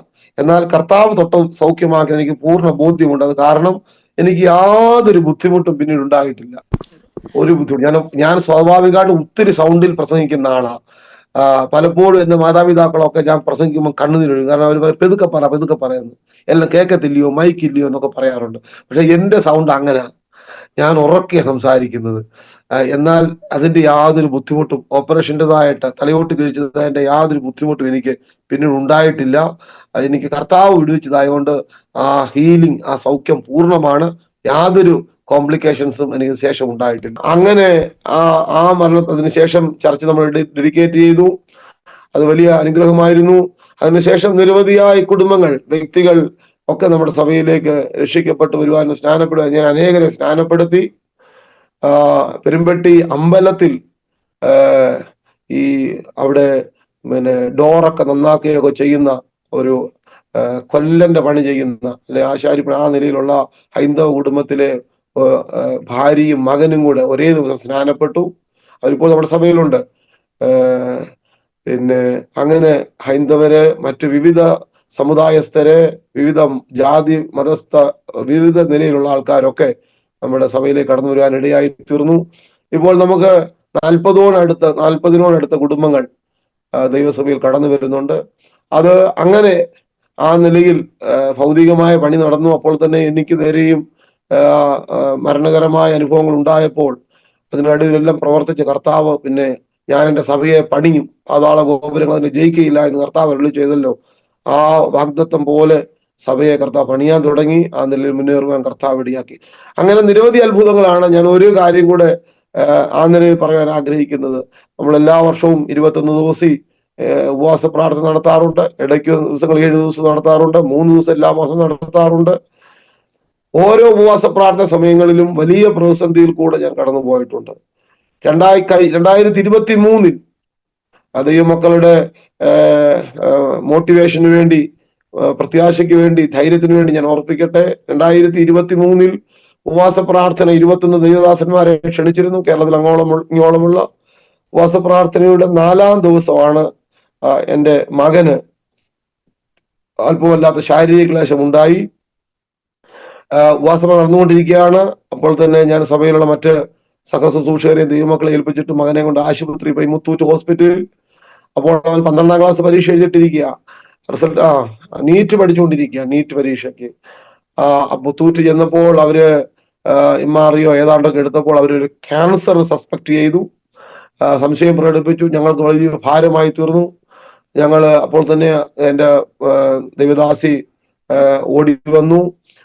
ഞങ്ങള് അദ്ദേഹത്തെ കൊണ്ട് മുത്തൂറ്റു ഞങ്ങള് കാരിത്താസിൽ ഓങ്കോളജിയുടെ ഡിപ്പാർട്ട്മെന്റ് ഹെഡായ ഡോക്ടർ ജോജോ വി ജോസഫ്, അദ്ദേഹമാണ് കാരിത്താസിലെ ഓങ്കോളജിയുടെ ക്യാൻസർ ട്രീറ്റ്മെന്റിന്റെ ഹെഡ്. അദ്ദേഹത്തിന് ഞങ്ങൾ ബുക്ക് ചെയ്തു. വൈഫ് അവിടുന്ന് ബുക്ക് ചെയ്തിട്ടാണ് ഓടി വന്നത്. അപ്പോൾ ഉപവാസ പ്രാർത്ഥന നടക്കുകയാണ്. ഞങ്ങൾ കാരിത്താസിൽ ചെന്ന് അവര് മുത്തൂറ്റ് പറഞ്ഞതുപോലെ തന്നെ അവർ റിപ്പോർട്ടെല്ലാം ക്യാൻസർ ആണ് സസ്പെക്ട് ചെയ്തത്. എന്നാൽ അവർ പറഞ്ഞു ഒരു ഓപ്പറേഷൻ ചെയ്യട്ടെ, അത് കഴിഞ്ഞിട്ട് ബയോപ്സി ഇട്ടിട്ട് നമുക്ക് ഫൈനൽ ട്രീറ്റ്മെന്റ്, അത് കഴിഞ്ഞിട്ട് നമുക്ക് കീമോ ഒക്കെ ആരംഭിക്കാമെന്ന് പറഞ്ഞു. ഞങ്ങൾ വളരെ ഭാരത്തിലും വളരെ പ്രയാസത്തിലുമായി തീർന്നു. ഓപ്പറേഷൻ നടന്നു. അതിനുശേഷം അവര് എന്താ പറയുന്നത്, അത് പീസ് അയക്കാനിടയായി, ബയോപ്സിക്ക് അയക്കാനിടയായി. 10 ദിവസം കഴിഞ്ഞിട്ട് വരാൻ പറഞ്ഞു. അന്ന് നമുക്ക് ട്രീറ്റ്മെന്റിന്റെ റിസൾട്ടിന്റെ അനുസരിച്ച് ട്രീറ്റ്മെന്റ് ആരംഭിക്കാമെന്ന് പറഞ്ഞു. ഉപവാസ പ്രാർത്ഥന 21 ദിവസം നടക്കുവാനിടയായി. ഞാൻ ഒരു ദിവസം പോലും പങ്കെടുത്തില്ല, ഹോസ്പിറ്റലായിരുന്നു മോനോടൊപ്പം. അത് കഴിഞ്ഞപ്പോൾ, ഉപവാസ പ്രാർത്ഥന കഴിഞ്ഞപ്പോൾ ഈ 10 ദിവസത്തേക്ക് റിസൾട്ട് പറഞ്ഞത് കൊണ്ട് ഞാൻ 10 ദിവസം കൂടെ 30 ദിവസമാക്കി. ഞാനും എൻ്റെ ഒരു സ്നേഹിതൻ ദൈവദാസൻ ഉണ്ടായിരുന്നു, ബിജു ടി മാത്യു എന്ന് പറയുന്നു. അദ്ദേഹത്തോടും കൂടെ പറഞ്ഞ് ഞങ്ങളുടെ സഭയിൽ തന്നെ വീണ്ടും ഇരുന്ന് 1 മാസത്തോളം അങ്ങനെ ഉപവാസം ഇരുന്നു. 10 ദിവസം കഴിഞ്ഞപ്പോൾ റിസൾട്ട് വന്നു. ചെല്ലാൻ വിളിച്ചു. അവിടെ ചെന്നപ്പോൾ പറഞ്ഞു മോന് കുഴപ്പമൊന്നുമില്ല. ഓൾറെഡി അവനെ പഠിക്കാൻ പോകുന്നതിന് വേണ്ടി ഉള്ള ഫീസൊക്കെ കൊടുത്തിട്ടിരിക്കുകയായിരുന്നു. അങ്ങനെ അവനെ പഠിക്കാൻ അപ്പോൾ പറഞ്ഞ് ഇപ്പോൾ വിടാനൊക്കത്തില്ല, ട്രീറ്റ്മെന്റ് കഴിയാനൊക്കെ. നമ്മൾ വളരെ പേടിച്ചായിരുന്നു. എന്നാൽ ഈ റിസൾട്ട് വന്നപ്പോൾ പറഞ്ഞു അവനെ പഠിക്കാൻ വിട്ടു, അവനിപ്പം കുഴപ്പമൊന്നുമില്ലെന്ന് പറഞ്ഞു. അത് ഞാൻ നിശ്ചയമായിട്ടും കർത്താവ് തീച്ചൂളയിൽ നിന്നും എബ്രായ ബാലന്മാരെ വിടുവിച്ചതുപോലെ ആ തീച്ചൂളയിൽ നിന്നും ദൈവം വിടുവിച്ചതായിരുന്നു. അല്ലെ, സിംഹത്തിന്റെ വായിൽ നിന്ന് വിടുവിക്കുന്നത് പോലെ ആ ക്യാൻസറിന്റെ വായിൽ നിന്ന് വിടുവിച്ച് ഞാൻ വിശ്വസിക്കുന്നു. കാരണം 2 ഹോസ്പിറ്റലിലെ റിപ്പോർട്ട് എൻ്റെ കയ്യിലുണ്ട്. 2 ഹോസ്പിറ്റലിലെ, മുത്തൂറ്റയും കാരിത്താസിലെയും. അത് 2ന്റെ അകത്തും അവര് ഇത് മെൻഷൻ ചെയ്തു, മലിഗ്നന്റ് ടിഷ്യൂസ്, ക്യാൻസറിന്റെ ടിഷ്യൂസ് മെൻഷൻ ചെയ്തു. എന്നാൽ അവര് പറഞ്ഞു ഫൈനൽ പറയണമെങ്കിൽ ബയോപ്സി റിസൾട്ട് വരണമെന്ന്. അപ്പോൾ ബയോപ്സി റിസൾട്ടിന്റെ അകത്ത് ദൈവം പ്രവർത്തിച്ചതല്ല, ദൈവം ശരീരത്തിൽ പ്രവർത്തിച്ചു. കേരളത്തിലെ പ്രസിദ്ധമായ 2 ഹോസ്പിറ്റൽ, മുത്തൂറ്റ് ഹോസ്പിറ്റൽ കോഴഞ്ചേരിയും കാരിത്താസ് ഹോസ്പിറ്റൽ കോട്ടയത്തും ക്യാൻസർ ആണെന്ന് പറഞ്ഞതാണ്. എന്നാൽ ദൈവം അത്ഭുതം ചെയ്തു. ബയോപ്സി റിസൾട്ട് വന്നപ്പോൾ ക്യാൻസർ ഇല്ല എന്ന് പറയാനിടയായി. എന്ന് പറഞ്ഞാൽ ക്യാൻസറിന്റെ വായിൽ നിന്നും എൻ്റെ മകനെ ദൈവം വിടുവിച്ചു. ഇതെല്ലാം ഞാൻ തീർച്ചയായിട്ടും അറിയുന്നു. പിശാച് ശുശ്രൂഷയ്ക്ക് എതിരെ കൊണ്ടുവന്ന വലിയ വെല്ലുവിളികളായിരുന്നു. എന്നാൽ ദൈവം അത്ഭുതങ്ങളുടെ ദൈവമായി അതിൽ നിന്നും പുറത്തു കൊണ്ടുവരാനിടയായി. ഞാൻ കുഞ്ഞുങ്ങളുടെ കാര്യം ഓർപ്പിച്ചല്ലോ. ഞാൻ പറഞ്ഞല്ലോ, കർത്താവിന്റെ വേലയ്ക്ക് ഇറങ്ങിയതിന്റെ ഫലമായി അവരും ഒത്തിരി തിക്ത അനുഭവങ്ങൾ നേരിടുവാനിടയായി. എന്നാൽ അതിന്റെ എല്ലാം നടുവിൽ നമ്മളെ ലജ്ജിപ്പിക്കാത്ത കർത്താവ് എന്നെ ലജ്ജിപ്പിച്ചില്ല. ദൈവനാമമഹത്വത്തിന് ഓർപ്പിക്കട്ടെ. കുഞ്ഞുങ്ങള് മകളാണെങ്കിൽ അവൾക്ക് 2 പേരും മെഡിസിൻ പഠിക്കുകയാണ് ഇപ്പോൾ. അവർക്കൊരു പക്ഷെങ്കില് അവർക്ക് അത്രമാത്രം അവർ ബ്രില്യൻ്റ് ഒന്നും അല്ലായിരുന്നു. എന്നാൽ ദൈവത്തിന്റെ വചനത്തിൽ ഇങ്ങനെയുണ്ട്: തീ വീണ് കാട് കത്തിയിട്ട് കറ്റക്കൂട്ടമോ വിളവോ നിലമോ വെന്തുപോയ തീ കത്തിച്ചവൻ പകരം കൊടുക്കണം. കർത്താവിന്റെ വേലയ്ക്ക് വേണ്ടി ഇറങ്ങി തിരിച്ചിട്ട് നമ്മുടെ കുഞ്ഞുങ്ങളുടെ ഭാവി മോശമായെന്നോ നഷ്ടമായെന്നോ, അവരുടെ ഭാവി, അവർ ലഭിക്കേണ്ട ജോലി, ഞാൻ ഗൾഫിലായിരുന്നെങ്കിൽ അവർക്ക് ഉന്നതമായ ജോലി ലഭിക്കുമായിരുന്നെന്നോ അല്ലെങ്കിൽ അവരെന്തേലും ആയിരുന്നു എന്നോ പറയാൻ ഇടയാകാതിരിക്കത്തക്കവണ്ണം ദൈവം അത്ഭുതം ചെയ്ത് അവർ 2 മോളിപ്പോൾ മെഡിസിൻ പൂർത്തിയായി. ഇപ്പോൾ ഗ്രാജുവേഷൻ ആണ് 20-ാം തീയതി. മോൻ ഇപ്പോൾ 4-ാം വർഷം പഠിക്കുന്നു. ദൈവത്തിന്റെ കൃപ കുഞ്ഞുങ്ങളുടെ മേലും പ്രതിസന്ധികൾ ഉണ്ടായപ്പോൾ തന്നെ കർത്താവ് നമുക്ക് കൂടെ നിന്നു. ദൈവത്തിന്റെ തുണയുണ്ടായി. ദൈവം സഹായിച്ചു. ദൈവം അത്ഭുതം ചെയ്ത് ഇതുവരെ നടത്തിക്കൊണ്ടിരിക്കുന്നു. ഞാൻ പറഞ്ഞു വന്നത്, കർത്താവിന്റെ വേല സ്വന്തം ദേശത്ത് നമുക്കറിയാം. സ്വന്തം ദേശത്ത് വലിയ ബുദ്ധിമുട്ടാണ് വേല ചെയ്യാൻ. എന്നാൽ സ്വന്തം ദേശത്ത് ആരും ആദരിക്കപ്പെടത്തില്ല. എന്നാൽ വളരെ ദൈവത്തിന്റെ കൃപ അനുഭവിച്ചുകൊണ്ട് ഇതുവരെയും ദൈവം ജയത്തോടെ നിർത്തിക്കൊണ്ടിരിക്കുന്നു. എൻ്റെ ആഗ്രഹം എന്ന് പറയുന്നത് അവിടെ അനേക ആത്മാക്കൾ കടന്നു വരണം. സഭയ്ക്ക് വലിയ വിശാലത ഉണ്ടാകണം. അവിടെ ഭൗതികമായ കെട്ടുപണികളൊക്കെ ധാരാളം നടക്കണം. ആത്മീകമായ വലിയ വിടുതൽ ഉണ്ടാകണം. ആ ദേശം, ഞാൻ പറഞ്ഞില്ലേ, വളരെ ക്രൈസ്തവ ലോകം പാടി ആരാധിക്കുന്ന അനേക ഗാനങ്ങൾ അടക്കം ഗാനങ്ങളും, അപ്പോൾ തന്നെ അങ്ങനെയുള്ള വളരെ അനുഗ്രഹിക്കപ്പെട്ട സാക്ഷ്യമുള്ള സഭയാണ് നമ്മുടെ സഭ. അതുകൊണ്ട് തന്നെ സഭയെക്കുറിച്ച് ദൈവത്തിന് വലിയ പദ്ധതിയുണ്ട്. സഭയ്ക്ക് അവിടെ കൊണ്ടുവരുവാൻ കാരണമായി തീർന്ന, സഭയോടെ സ്ഥാപിക്കാൻ കാരണമായി തീർന്ന ഒരു വല്യപ്പച്ചന്റെ മകനാണ് ഫിന്നി പാസ്റ്റർ. തന്നെയും കർത്താവ് ബോംബെ പട്ടണത്തിൽ ഉപയോഗിക്കുന്നു. വേറൊരു പിതാവിന്റെ മകനായ എന്നെ സ്വന്തം ദേശത്ത് കർത്താവ് ഉപയോഗിക്കുന്നു. അതൊക്കെ ദൈവത്തിന്റെ പദ്ധതിയുടെ ഭാഗമാണ്. സ്തോത്രം. അല്ലാതെ നമ്മൾ യാദൃച്ഛികമായി ഒന്നും സംഭവിച്ചതല്ല. കർത്താവിന്റെ കാര്യം ഒന്നും യാദൃച്ഛികമല്ലല്ലോ. ഇതെല്ലാം മുന്നമേ നിശ്ചയിച്ച് ചെയ്യുന്ന കാര്യങ്ങളാണ്. നമുക്ക് പല കാര്യങ്ങളും യാദൃച്ഛികമെന്ന് തോന്നിയേക്കാം. എന്നാൽ എല്ലാം ദൈവത്തിന്റെ പദ്ധതിയുടെ ഭാഗമായിരുന്നു. സമയമായപ്പോൾ ദൈവം വഴികളെ, മുഖാന്തരങ്ങളെ ഒരുക്കി എന്ന് മാത്രമേ പറയാനുള്ളൂ. ഇപ്പോഴും ശുശ്രൂഷയുടെ ഭാഗമായിട്ട് ഞാൻ അമേരിക്കയിൽ കടന്നു വരുവാൻ ഇടയായി തീർന്നു. ഈ ഇന്റർവ്യൂ ഫിന്നി പാസ്റ്റർ എടുക്കുമ്പോൾ ഞാൻ ഡാളസിലാണുള്ളത്. ഫിന്നി പാസ്റ്റർക്ക് അറിയാമല്ലോ. ഇതുവരെ കർത്താവ് നമ്മെ അവിടെ ഫിന്നി പാസ്റ്ററിന്റെ വേലയെയും നാട്ടിൽ എൻ്റെ വേലയെയും കർത്താവ് അനുഗ്രഹിച്ചുകൊണ്ടിരിക്കുന്നു. നിശ്ചയമായും ഫിന്നി പാസ്റ്റർ കഴിഞ്ഞ ദിവസങ്ങളൊക്കെ ഓർപ്പിച്ചതുപോലെ ഇസ്രയേലിന്റെ സംഭവങ്ങളും പശ്ചിമേഷ്യയിലെ സംഭവവാസങ്ങളും ഒക്കെ താൻ പാഠഭാഗത്തിൽ പറയുന്നുണ്ടല്ലോ. അതൊക്കെ കർത്താവിന്റെ വരവിന്റെ ലക്ഷണങ്ങളായിട്ട് നമുക്ക് അറിയാം. നിശ്ചയമായിട്ടും അധികം താമസിയാതെ നമ്മുടെ കർത്താവ് വരും. അതുകൊണ്ട് തന്നെ അതിനുള്ള ഒരുക്കത്തിൽ അനേകരെ ഒരുക്കുവാനും അനേക ആത്മാക്കളെ നേടുവാനും കർത്താവ് സഹായിക്കട്ടെ എന്ന് ആത്മാർത്ഥമായി പ്രാർത്ഥിക്കുന്നു. ജീവിതത്തിൽ ഞാൻ 1-2 വെല്ലുവിളിയുടെ കാര്യം മാത്രമേ പറഞ്ഞുള്ളൂ. അത്യാവശ്യമുള്ള ജീവിതാനുഭവങ്ങൾ പറയാച്ച. കാരണം എനിക്കറിയാം, ഇപ്പോൾ ബിജാന് അന്ന് രാഷ്ട്രീയമൊക്കെ കളിച്ച് നടക്കുന്ന സമയത്ത് തന്നെ എനിക്കൊരു മാനസാന്തര അനുഭവം ഉണ്ടായി. അപ്പം ഞാൻ കൂടുതൽ ചർച്ചുമായിട്ട് ബന്ധപ്പെടാനും കൃപാവരങ്ങളുടെ ശുശ്രൂഷയിലേക്ക് ആ സമയത്ത് 94 തന്നെ വരാനിടയായി തീർന്നു. പക്ഷേ ബിജാൻ ആ സമയത്ത് ഒരു പിടി തരാത്ത വ്യക്തിയായിരുന്നു. അതായത് നമ്മൾ എന്തെങ്കിലും പറയാൻ വന്നാൽ, അല്ലെങ്കിൽ പീറ്റർ മാസ്റ്റർ ആണെങ്കിലും ചർച്ചുകാരാണെങ്കിലും ബിജാനെ ഒന്ന് പിടിക്കാൻ ശ്രമിച്ചാൽ ഇങ്ങനെ വഴുതി പോകുന്ന, പിടി തരാത്ത ഒരു വ്യക്തിയായിരുന്നു. ഇങ്ങനെ ഉള്ള അനേക ചെറുപ്പക്കാർ ഇന്നുണ്ട്, ആർക്കും പിടി കൊടുക്കാതെ. എന്നാൽ എതിരൊന്നും പറയത്തില്ല, ചിരിച്ചോണ്ട് നല്ലൊരു ചിരിച്ച് അങ്ങ് പോവല്ലേ? ഈ അങ്ങനല്ലായിരുന്നോ? നല്ല സൂപ്പറായിട്ട് നമ്മളിപ്പം എനിക്കിപ്പോ ഓർമ്മ വരുന്നതേ, ഈ അനന്യാസ് വന്ന് പൗലോസിന്റെ അന്ന് ശൗലായിട്ടിരിക്കുമ്പോഴാണ് വന്ന് തലയിൽ കൈവച്ചിട്ട് പ്രാർത്ഥിക്കാൻ പറയുന്നത്, പൗലോസ് സ്നേഹിത, നീ ആത്മപൂർണനാകേണ്ടതിനും കാഴ്ച പ്രാപിക്കേണ്ടതിനും നിനക്ക് പ്രത്യക്ഷനായ യേശു എന്ന കർത്താവ് എന്നെ നിന്റെ അടുക്കൽ അയച്ചിരിക്കുന്നു എന്ന് പറഞ്ഞാല്, കർത്താവ് നേരിട്ട് ഇടപെട്ട് പൗലോസിനെ ആ ദമസ്കോസിന്റെ പടിവാതിക്കൽ വെച്ച് ഒരു വലിയ മാനസാന്തരത്തിലേക്ക് നയിച്ചതുപോലെ ഒരു ദിവസം എന്നെയും ദൈവം ആ നിലയിൽ മാനസാന്തരത്തിലേക്ക് നയിച്ചു എന്ന് അങ്ങനെ പറയാൻ കഴിയത്തുള്ളൂ. നമ്മൾ പൗലോസിനോട് കമ്പയർ ചെയ്യുകയല്ല കേട്ടോ, ഞാൻ പറഞ്ഞത് പിടിനില നടന്നുകൊണ്ടാണ് പറഞ്ഞത്. നമ്മള് ദൈവഭാഗത്തൊന്നും അല്ലായിരുന്നു, എന്നാൽ കർത്താവ് നമ്മളെ യാതൊരു അർഹതയും ഇല്ലാത്ത എന്നെ കർത്താവിന്റെ വേലയ്ക്കായി തിരഞ്ഞെടുത്തു. ആ വിളിയാണ് അതിന്റെ ഏറ്റവും പ്രധാനമായിട്ടുള്ളത്. കർത്താവിന്റെ വിളി എന്റെ മേൽ വന്നു. അതുകൊണ്ട് എനിക്ക് ദീർഘനാൾ ഇങ്ങനെ ഒഴിഞ്ഞു നടക്കാൻ കഴിയത്തില്ലായിരുന്നു.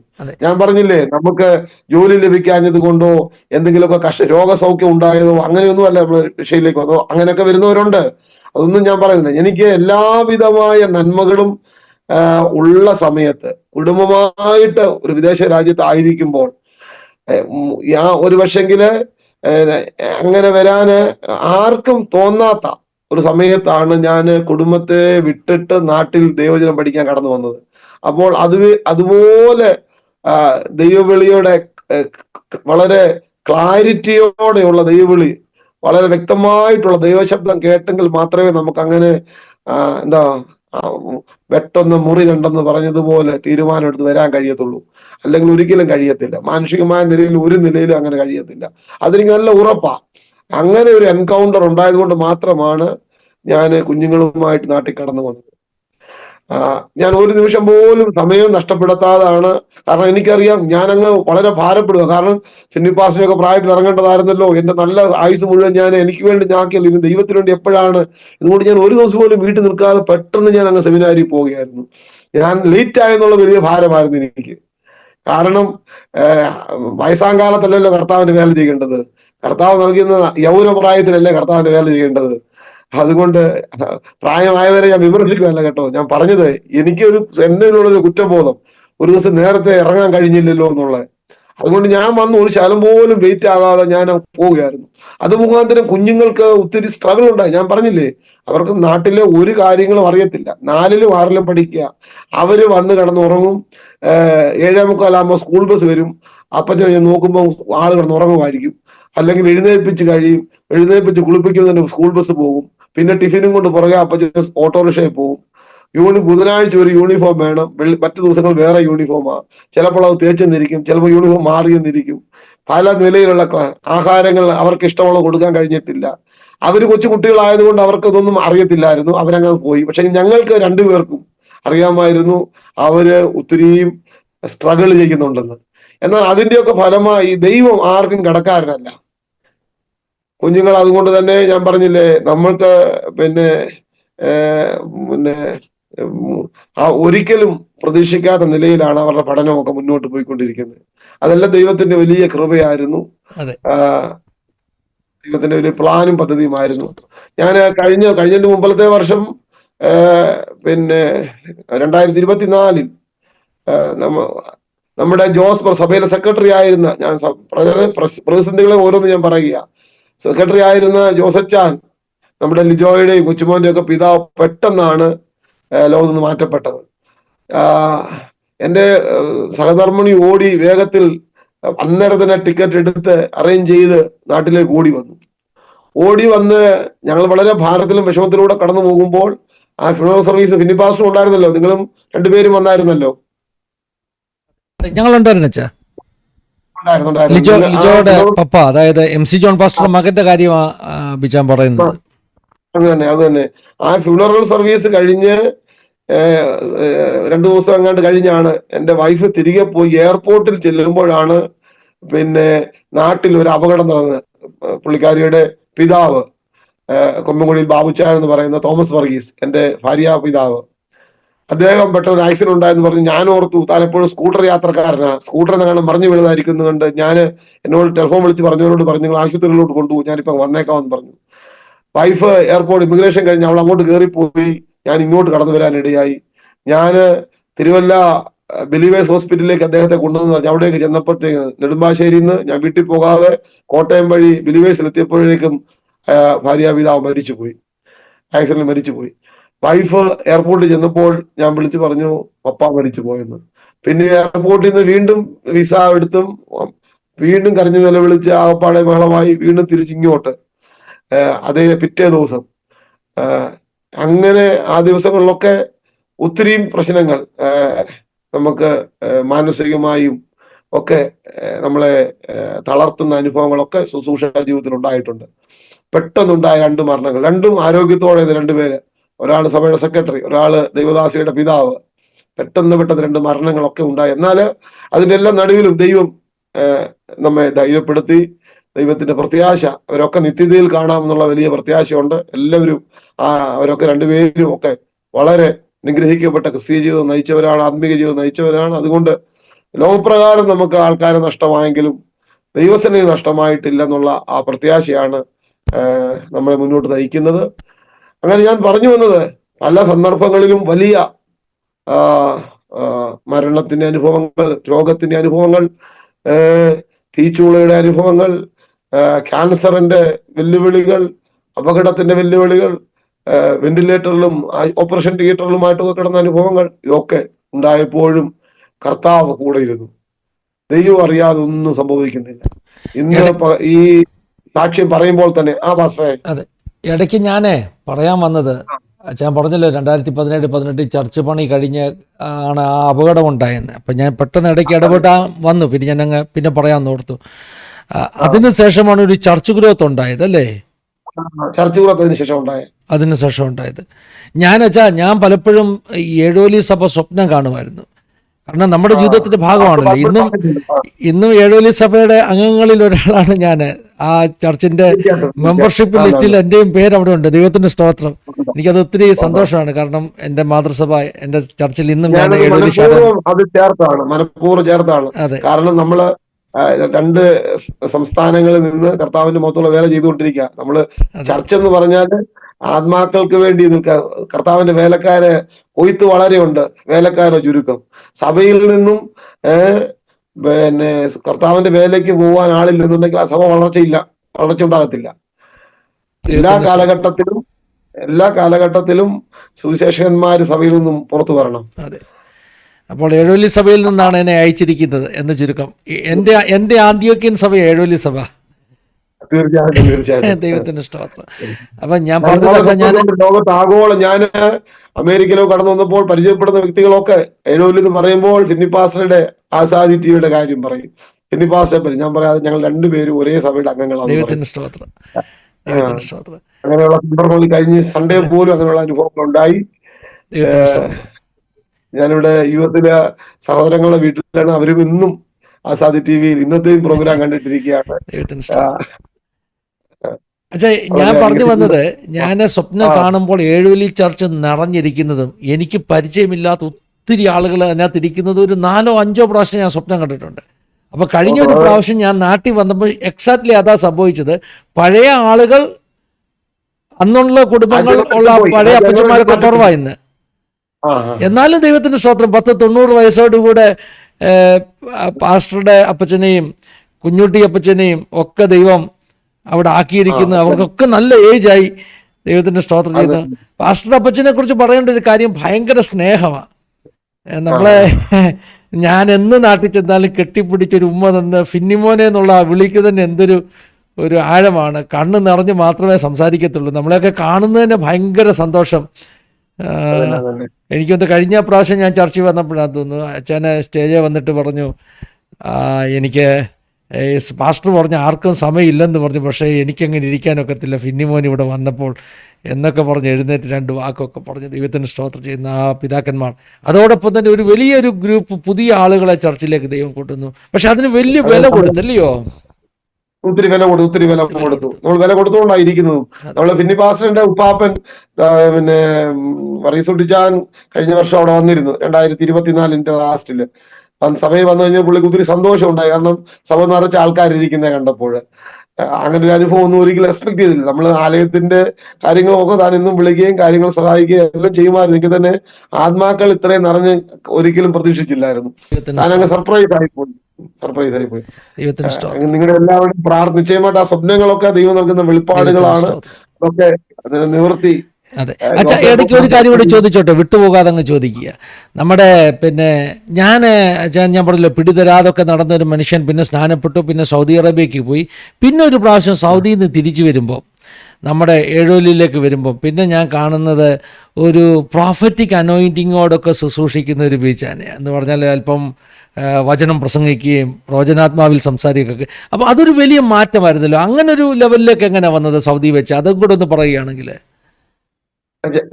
ദേവദാസ, പിന്നെ ഞാൻ എപ്പോഴും സെമിനാരി പഠിക്കുമ്പോൾ, അത് സെമിനാരി പഠനത്തിലുള്ളവർക്ക് മനസ്സിലാകും, കുഞ്ഞുങ്ങള് സ്റ്റുഡൻസ് മാറിയിരുന്ന് കൃപാവരങ്ങൾക്ക് വേണ്ടി പ്രാർത്ഥിക്കും, അതിനുവേണ്ടി ഉപവസിക്കും, അഭിഷേകത്തിന്റെ വേണ്ടി ആഗ്രഹിച്ച് പ്രാർത്ഥിക്കും. അങ്ങനെ പല സെഷനുകൾ, സ്പിരിച്വൽ എംഫസിസും കാത്തിരിപ്പിയോ ഒക്കെ സെമിനാരി ലൈഫിൽ ഇടയ്ക്കിടയ്ക്ക് ഉണ്ടാകും. നമ്മൾ അതിനുവേണ്ടി എനിക്കൊരു ആഗ്രഹമായിരുന്നു ടീച്ചിങ് മിനിസ്ട്രി, അപ്പോൾ തന്നെ ശുശ്രൂഷയിൽ ഒരു ഡെലിവറൻസ് മിനിസ്ട്രി, പ്രോഫറ്റിക്കലായാലും ഹീലിംഗ് ആയാലും കർത്താവിന്റെ ശുശ്രൂഷയില് അത്ഭുതങ്ങളും അടയാളങ്ങളിലൂടെ വചനത്തെ ഉറപ്പിച്ചു പോകുന്ന ആദിമസഭയിലെ അനുഭവങ്ങൾ, കർത്താവിന്റെ അനുഭവങ്ങൾ, അത്ഭുതങ്ങളും അടയാളങ്ങളും ചെയ്ത് അത് ശുശ്രൂഷയുടെ വളരെ ആവശ്യമാണ്. അത് ദൈവജനത്തിന്റെ പ്രമാണം അങ്ങനെയാണ്. അതുകൊണ്ട് തന്നെ കർത്താവ് കൃപാവരങ്ങളാൽ അനുഗ്രഹിച്ച് വേണം ശുശ്രൂഷയിൽ ഇറങ്ങുവാൻ ഞാൻ ആഗ്രഹിച്ചിരുന്നു. ആ നിലയിൽ പലപ്പോഴും ഇന്നുകളും ഈ ദിവസങ്ങളിലും ഒക്കെ ഈ സഭയിൽ ശുശ്രൂഷിക്കുമ്പോൾ ദൈവമക്കൾ സാക്ഷ്യം പറയുമ്പോൾ അവര് ഇങ്ങനെ പറയാറുണ്ട്, ഇങ്ങനെ പനിയായിരുന്നു, അല്ലെങ്കിൽ കാലുവേദനയായിരുന്നു, പാസ്റ്റർ ഫോണിൽ കൂടെ പ്രാർത്ഥിച്ച് കഴിഞ്ഞപ്പോൾ തന്നെ അതിനൊരു വിടുതലുണ്ടായി, അല്ലെങ്കിൽ പറയാറുണ്ട് ഇന്നതുപോലെ സംഭവിക്കുമെന്ന് പാസ്റ്റർ ആരാധന പ്രസംഗിച്ചപ്പോൾ പറഞ്ഞ കാര്യം ഞാനത് ശ്രദ്ധിച്ചില്ലായിരുന്നു, എന്നാൽ സംഭവിച്ചു കഴിഞ്ഞപ്പോഴാണ് ഓർത്തത്. അങ്ങനെ പ്രവചന ശുശ്രൂഷയും അപ്പോൾ തന്നെ രോഗശാന്തി ശുശ്രൂഷയും ഒക്കെ കൃപാവരത്തിന്റെ ഭാഗമായിട്ട് പലപ്പോഴും ദൈവാത്മാവ് നൽകുന്നുണ്ട്. അത് ശുശ്രൂഷയ്ക്ക് അനുഗ്രഹമാണ്. അനേകം സാക്ഷ്യത്തിൽ നിന്നാണ് മനസ്സിലാകുന്നത്. അത് നിശ്ചയമായിട്ടും ദൈവവിളിയുടെ ഭാഗമായിട്ട് നമുക്ക് ലഭിക്കുന്ന അനുഗ്രഹങ്ങളാണ്. അത് ഫിന്നി പാസ്റ്റർക്കും ഉണ്ടല്ലോ. ഫിന്നി പാസ്റ്റർക്ക് ഒരു പ്രോഫറ്റിക് അനോയിന്റ്മെന്റ് ഉണ്ട്. നമ്മൾ ഒന്നിച്ച് ആ കഴിഞ്ഞ വർഷത്തെ നമ്മുടെ യൂത്ത് മീറ്റിംഗിന്റെ അകത്ത് അതൊരു വലിയ ഡെലിവറൻസ് മീറ്റിംഗ് ആയിരുന്നു. എന്തുവായിരുന്നു പേര്? പേര് മറന്നുപോയി. ഒരു youth challenge meeting, 1 day programme നടത്തിയത്. നമ്മുടെ ലിജോയും ഏഞ്ചലും ഒക്കെ ലീഡ് ചെയ്ത് ബോംബെയിൽ നിന്ന് കുഞ്ഞുങ്ങളൊക്കെ വന്നേ. അതെ, അനേകർ അഭിഷേകം പ്രാപിപ്പാനൊക്കെ ആ മീറ്റിംഗ് കാരണമായി. അഭിഷേകം പ്രാപിപ്പാനൊക്കെ ഇടയിൽ അതിൻ്റെ അകത്തൊക്കെ അവരുടെ ജീവിതത്തെ ഒക്കെ ടച്ച് ചെയ്യുന്ന നിലയിൽ അന്ന് പാസ്റ്റർ ശുശ്രൂഷിച്ചായിരുന്നു. ആ നിലയിലുള്ള ശുശ്രൂഷയാണ് ദൈവം ആഗ്രഹിക്കുന്നത് നമ്മളിലൂടെ. അതാണ് അതിൻ്റെ അകത്ത്. ഓരോരുത്തർക്കും ഓരോ ശുശ്രൂഷയാണല്ലോ. പിന്നെ ടീച്ചിങ് മിനിസ്ട്രിയിലും ഉണ്ട് അല്ലേ, ബൈബിൾ കോളേജിലും ഇപ്പോൾ തിരുവല്ല ഷാരോൺ ബൈബിൾ കോളേജിൽ പഠിപ്പിക്കുന്നു. അപ്പോൾ തന്നെ ബദേൽ ഇന്റർനാഷണൽ തിയോളജി സെമിനാരി, മന്നമരുത് APCക്കാരുടെ ഒരു സ്ഥാപനമാണ്. ഈ രണ്ടിടത്ത് സൂക്ഷിക്കുന്നുണ്ട്, പഠിപ്പിക്കുന്നുണ്ട്. ചർച്ചിലെ സമയത്ത് നിന്നും വേർതിരിച്ചാണ് ഈ കാര്യങ്ങൾക്ക് പോകുന്നത്. ആഴ്ചയിൽ തിങ്കൾ, ചൊവ്വ, വ്യാഴം തിരുവല്ല ഷാരോനിൽ പോവും.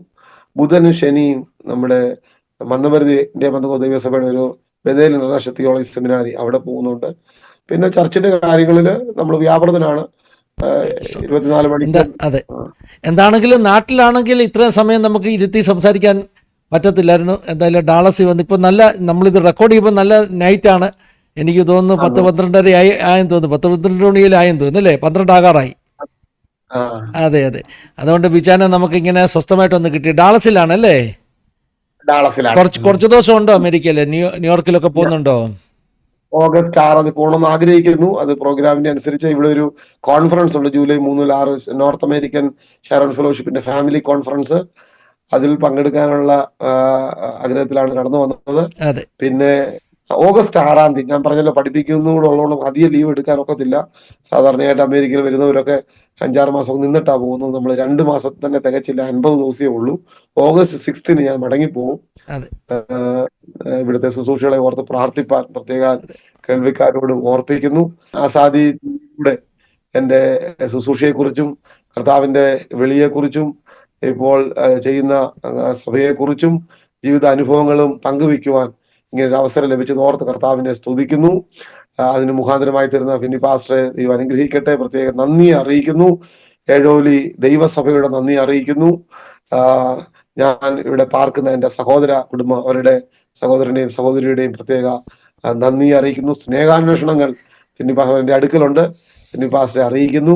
അവര് ഫിന്നി പാസ്റ്ററിന്റെ ശുശ്രൂഷകളെ ഓർത്ത് പ്രാർത്ഥിക്കുന്നവരും ആ ശുശ്രൂഷയിൽ പങ്കാളികളാവുന്നവരുമാണ്. പാസ്റ്റർ വീട്ടിൽ വന്നിട്ടുണ്ടല്ലോ? തീർച്ചയായിട്ടും ഉണ്ട്. ബിജു പാസ്റ്ററുടെ വൈഫിന്റെ ചേട്ടത്തിയുടെ വീട്ടിൽ നിന്നാണ് ബിജു പാസ്റ്റർ സംസാരിക്കുന്നത്. കുമ്പക്കുഴിയിലെ ഭവനം ജോളി മാമ കുടുംബം. ദൈവം സഹായിക്കട്ടെ, അനുഗ്രഹിക്കട്ടെ. അവരോടും നന്ദി പറയുകയാണ്. ഡാളസിലുള്ള പലരുടെയും സിസ്റ്റേഴ്സിന്റെ ഒക്കെ സാക്ഷ്യങ്ങൾ പാസ് ഇട്ടിട്ടുണ്ട്. ഡാളസിലുള്ള ദൈവം സഹായിക്കട്ടെ പാസ്റ്ററെ. നമ്മുടെ പ്രേക്ഷകർക്ക് വേണ്ടി പാസ്റ്റർക്ക് തന്നെ ഒന്ന് പ്രാർത്ഥിക്കാം.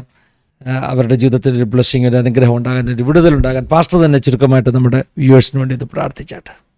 ഞാൻ ഈ സാക്ഷ്യം പറയുമ്പോൾ തന്നെ, എന്നെ വിടുവിച്ചത്, എൻ്റെ മകനെ വിടുവിച്ച ഈ സാക്ഷ്യം പറയുമ്പോൾ തന്നെ ഞാൻ ഇങ്ങനെ വിശ്വസിക്കുന്നു, ഈ ആസാദി ടിവിയിലൂടെ ഈ വിടുതലിന്റെ സാക്ഷ്യം കേൾക്കുന്ന പ്രിയപ്പെട്ടവരിൽ അത്ഭുത വിടുതലായിരിക്കും. ചില മരണത്തിന്റെ അനുഭവങ്ങൾ നീങ്ങിപ്പോകാനിടയായിത്തീരും. ചില രോഗത്തിന്റെ കെട്ടുകൾ അഴിയാനിടയായിത്തീരും. ദൈവം അത്ഭുതം ചെയ്യും. അത് ജീവിതത്തിൽ അനുഭവിക്കുവാൻ ഇന്ന് രാത്രി എൻ്റെ പ്രേക്ഷകരെ കർത്താവ് ഇടയാക്കട്ടെ എന്ന് പ്രാർത്ഥിക്കുന്നു. ദൈവിക വിടുതൽ, ആ ദൈവശക്തി വ്യാപരിക്കുന്നുണ്ട്. ഈ വചനം പറയുമ്പോൾ തന്നെ, ഈ സാക്ഷ്യം പറയുമ്പോൾ തന്നെ പരിശുദ്ധാത്മാവ് ചിലരെ സൗഖ്യമാക്കിക്കൊണ്ടിരിക്കുക. ദൈവത്തിന് സ്തോത്രം, ദൈവത്തിന് സ്തോത്രം, ദൈവത്തിന് സ്തോത്രം. ഹല്ലേലൂയ. പരിശുദ്ധ ദൈവമേ, സ്വർഗീയ പിതാവേ, ഈ നല്ല സമയത്തിനായി ഞങ്ങൾ കർത്താവിനെ സ്തുതിക്കുന്നു. കർത്താവേ, ആസാദി ടിവിയിലൂടെ കർത്താവിന്റെ വേലയുടെ മുഖത്തുണ്ടായ പ്രതിസന്ധികളും വെല്ലുവിളികളും കർത്താവെ പങ്കുവയ്ക്കുവാൻ, സാക്ഷ്യം പങ്കുവയ്ക്കുവാൻ കർത്താവ് ഒരുക്കിയ അവസരത്തിനായി സ്തോത്രം.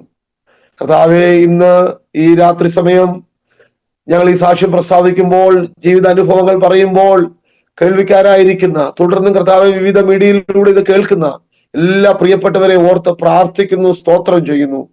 കർത്താവെ, അടിയന്റെ ജീവിതത്തിലുണ്ടായ വിടുതലുകൾ, രോഗശാന്തി, കർത്താവെ വിവിധ നിലകളുള്ള വിടുതലുകള് കർത്താവെ നിന്റെ ജനത്തിന്റെ മേൽ അതേ നിലയിൽ അത് അധികമായി വെളിപ്പെടുവാൻ കർത്താവ് സഹായിക്കേണ്ടതിനായി പ്രാർത്ഥിക്കുന്നു. രോഗികൾ സൗഖ്യമാകുവാൻ ഇടയാകട്ടെ കർത്താവെ. ക്യാൻസർ രോഗികൾ സൗഖ്യമാകട്ടെ. ഹാർട്ട് സംബന്ധമായ അസുഖത്താൽ ഭാരപ്പെടുന്നവർ സൗഖ്യമാകട്ടെ കർത്താവെ. ജീവിതത്തിന്റെ വിവിധ നിലകളിൽ ഭാരവും പ്രയാസവും അനുഭവിക്കുന്ന ജീവിതങ്ങൾക്ക് ഇന്ന് രാത്രി കർത്താവെ ദൈവത്തിന്റെ വലിയ വിടുതലിന്റെ കരം വ്യാപരിക്കേണ്ടതിനായി ഞങ്ങൾ ദൈവത്തോട് പ്രാർത്ഥിക്കുന്നു. കർത്താവെ, ഹല്ലേലൂയ. ഈ ടിവിയിലൂടെ കാണുന്ന എല്ലാ പ്രിയപ്പെട്ടവരെ ഓർത്ത് സ്തോത്രം ചെയ്യുന്നു. കർത്താവ് വിവിധ നിലകളിൽ അവരനുഭവിക്കുന്ന ക്ലേശങ്ങള്, പ്രതിസന്ധികള്, വെല്ലുവിളികള് എല്ലാം യേശുവിന്റെ അധികാരമുള്ള നാമത്തിൽ നീങ്ങിപ്പോകേണ്ടതിനായി പ്രാർത്ഥിക്കുന്നു. അങ്ങനെ ഫിന്നി പാസ്റ്ററെ ഓർത്ത്, കുടുംബത്തെ ഓർത്ത് പ്രാർത്ഥിക്കുന്നു. ബോംബെ പട്ടണത്തിൽ കർത്താവിന്റെ മഹത്വമുള്ള വേലയുടെ മുഖത്തായിരിക്കുന്നല്ലോ. ഹല്ലേലൂയ. വിവിധ നിലകളിലൂടെ ദൈവരാജ്യ വിശാലതയ്ക്കായി പ്രവർത്തിക്കുന്നു. ഞങ്ങളുടെ പൃഥ്വിരെ ദൈവകരങ്ങളിൽ ഏൽപ്പിച്ച് അനുഗ്രഹിച്ച് പ്രാർത്ഥിക്കുന്നു. തന്റെ തലമുറകളെ ഓർത്ത് പ്രാർത്ഥിക്കുന്നു. ദൈവത്തിന്റെ വലിയ കൃപ അനുഭവിപ്പാനിടയാകണമേ കർത്താവെ. ആസാദി ടിവിയുടെ എല്ലാ പ്രേക്ഷകർക്കായി സ്തോത്രം ചെയ്യുന്നു. നാളുകളില് കർത്താവെ ഈ പ്രോഗ്രാം കേൾക്കുന്ന എല്ലാ ജീവിതങ്ങൾക്കും ഒരു വിടുതലായി തീരേണ്ടതിനായി ഞങ്ങൾ ദൈവത്തോട് പ്രാർത്ഥിക്കുന്നു. ഹല്ലേലൂയ. കർത്താവിന്റെ കൃപ അനുഭവിപ്പാൻ ഓരോ പ്രിയപ്പെട്ടവരും ഒരുക്കണമേ. വിശ്വസിച്ചാൽ നീ ദൈവത്തിന്റെ മഹത്വം കാണുമെന്നുള്ള വചനം ഞങ്ങൾക്കുണ്ടല്ലോ കർത്താവെ. ഞങ്ങൾ വിശ്വസിച്ച്, വചനത്തിൽ വിശ്വസിച്ച് കർത്താവെ ദൈവ പ്രവർത്തിക്കായി ദൈവത്തിനെ ഏൽപ്പിച്ച് പ്രാർത്ഥിക്കുന്നു. രോഗികൾ സൗഖ്യമാകട്ടെ. സമാധാനമുള്ള ഭവനങ്ങളിൽ സമാധാനം ഉണ്ടാകട്ടെ. കർത്താവിന്റെ വേലയ്ക്ക് വേണ്ടി ചില പുറത്തു വരുവാനിടയായി തീരട്ടെ. കർത്താവ് ചില യൗവനക്കാരെ ഉപയോഗിപ്പാനിടയാകട്ടെ. തകരുന്ന ചില തലമുറകൾ വിടുവിക്കപ്പെടുവാനിടയാകട്ടെ. ദൈവവിളിയുടെ ഭാഗമായി തീരുവാൻ ചിലരെ കർത്താവ് പുറത്തു കൊണ്ടുവരാനിടയായി തീരട്ടെ. Hallelujah, hallelujah. ഞങ്ങളുടെ കർത്താവ് ഞങ്ങൾക്ക് ജീവിക്കുന്നത് കൊണ്ട് സ്തോത്രം. ഈ വാത്സല്യ ഭവനത്തെ ഓർത്ത് പ്രാർത്ഥിക്കുന്നു. കുഞ്ഞുങ്ങളെ ദൈവം അനുഗ്രഹിക്കുമാറാകണമേ. വലിയ ദൈവപ്രവർത്തികൾ വെളിപ്പെടുവാൻ സ്വർഗം സഹായിക്കേണ്ടതിനായി ദൈവത്തോട് പ്രാർത്ഥിക്കുന്നു. എല്ലാവരെയും ദൈവകരങ്ങളിൽ ഏൽപ്പിച്ച് പിതാവിന്റെയും പുത്രന്റെയും പരിശുദ്ധാത്മാവിന്റെ നാമത്തിൽ അനുഗ്രഹിച്ച് പ്രാർത്ഥിക്കുന്നു. ഞങ്ങളുടെ പ്രാർത്ഥനകളും യാചനകളും കേട്ടതിനായി യേശു ക്രിസ്തുവിന്റെ അധികാരമുള്ള നാമത്തിൽ തന്നെ. താങ്ക് യു ബിജു പാസ്റ്റർ, ഇത്രയും സമയങ്ങൾ ഞങ്ങളോടൊപ്പം വിനിയോഗിച്ചതിൽ ഇവിടെ ആശയോട് നന്ദി പറയുക. പ്രഷർക്ക് വേണ്ടി നന്ദി പറയുക. എല്ലാവരെയും കർത്താവ് അനുഗ്രഹിക്കട്ടെ, സഹായിക്കട്ടെ. God bless you all. Have A wonderful time. Thank you for watching. God bless you.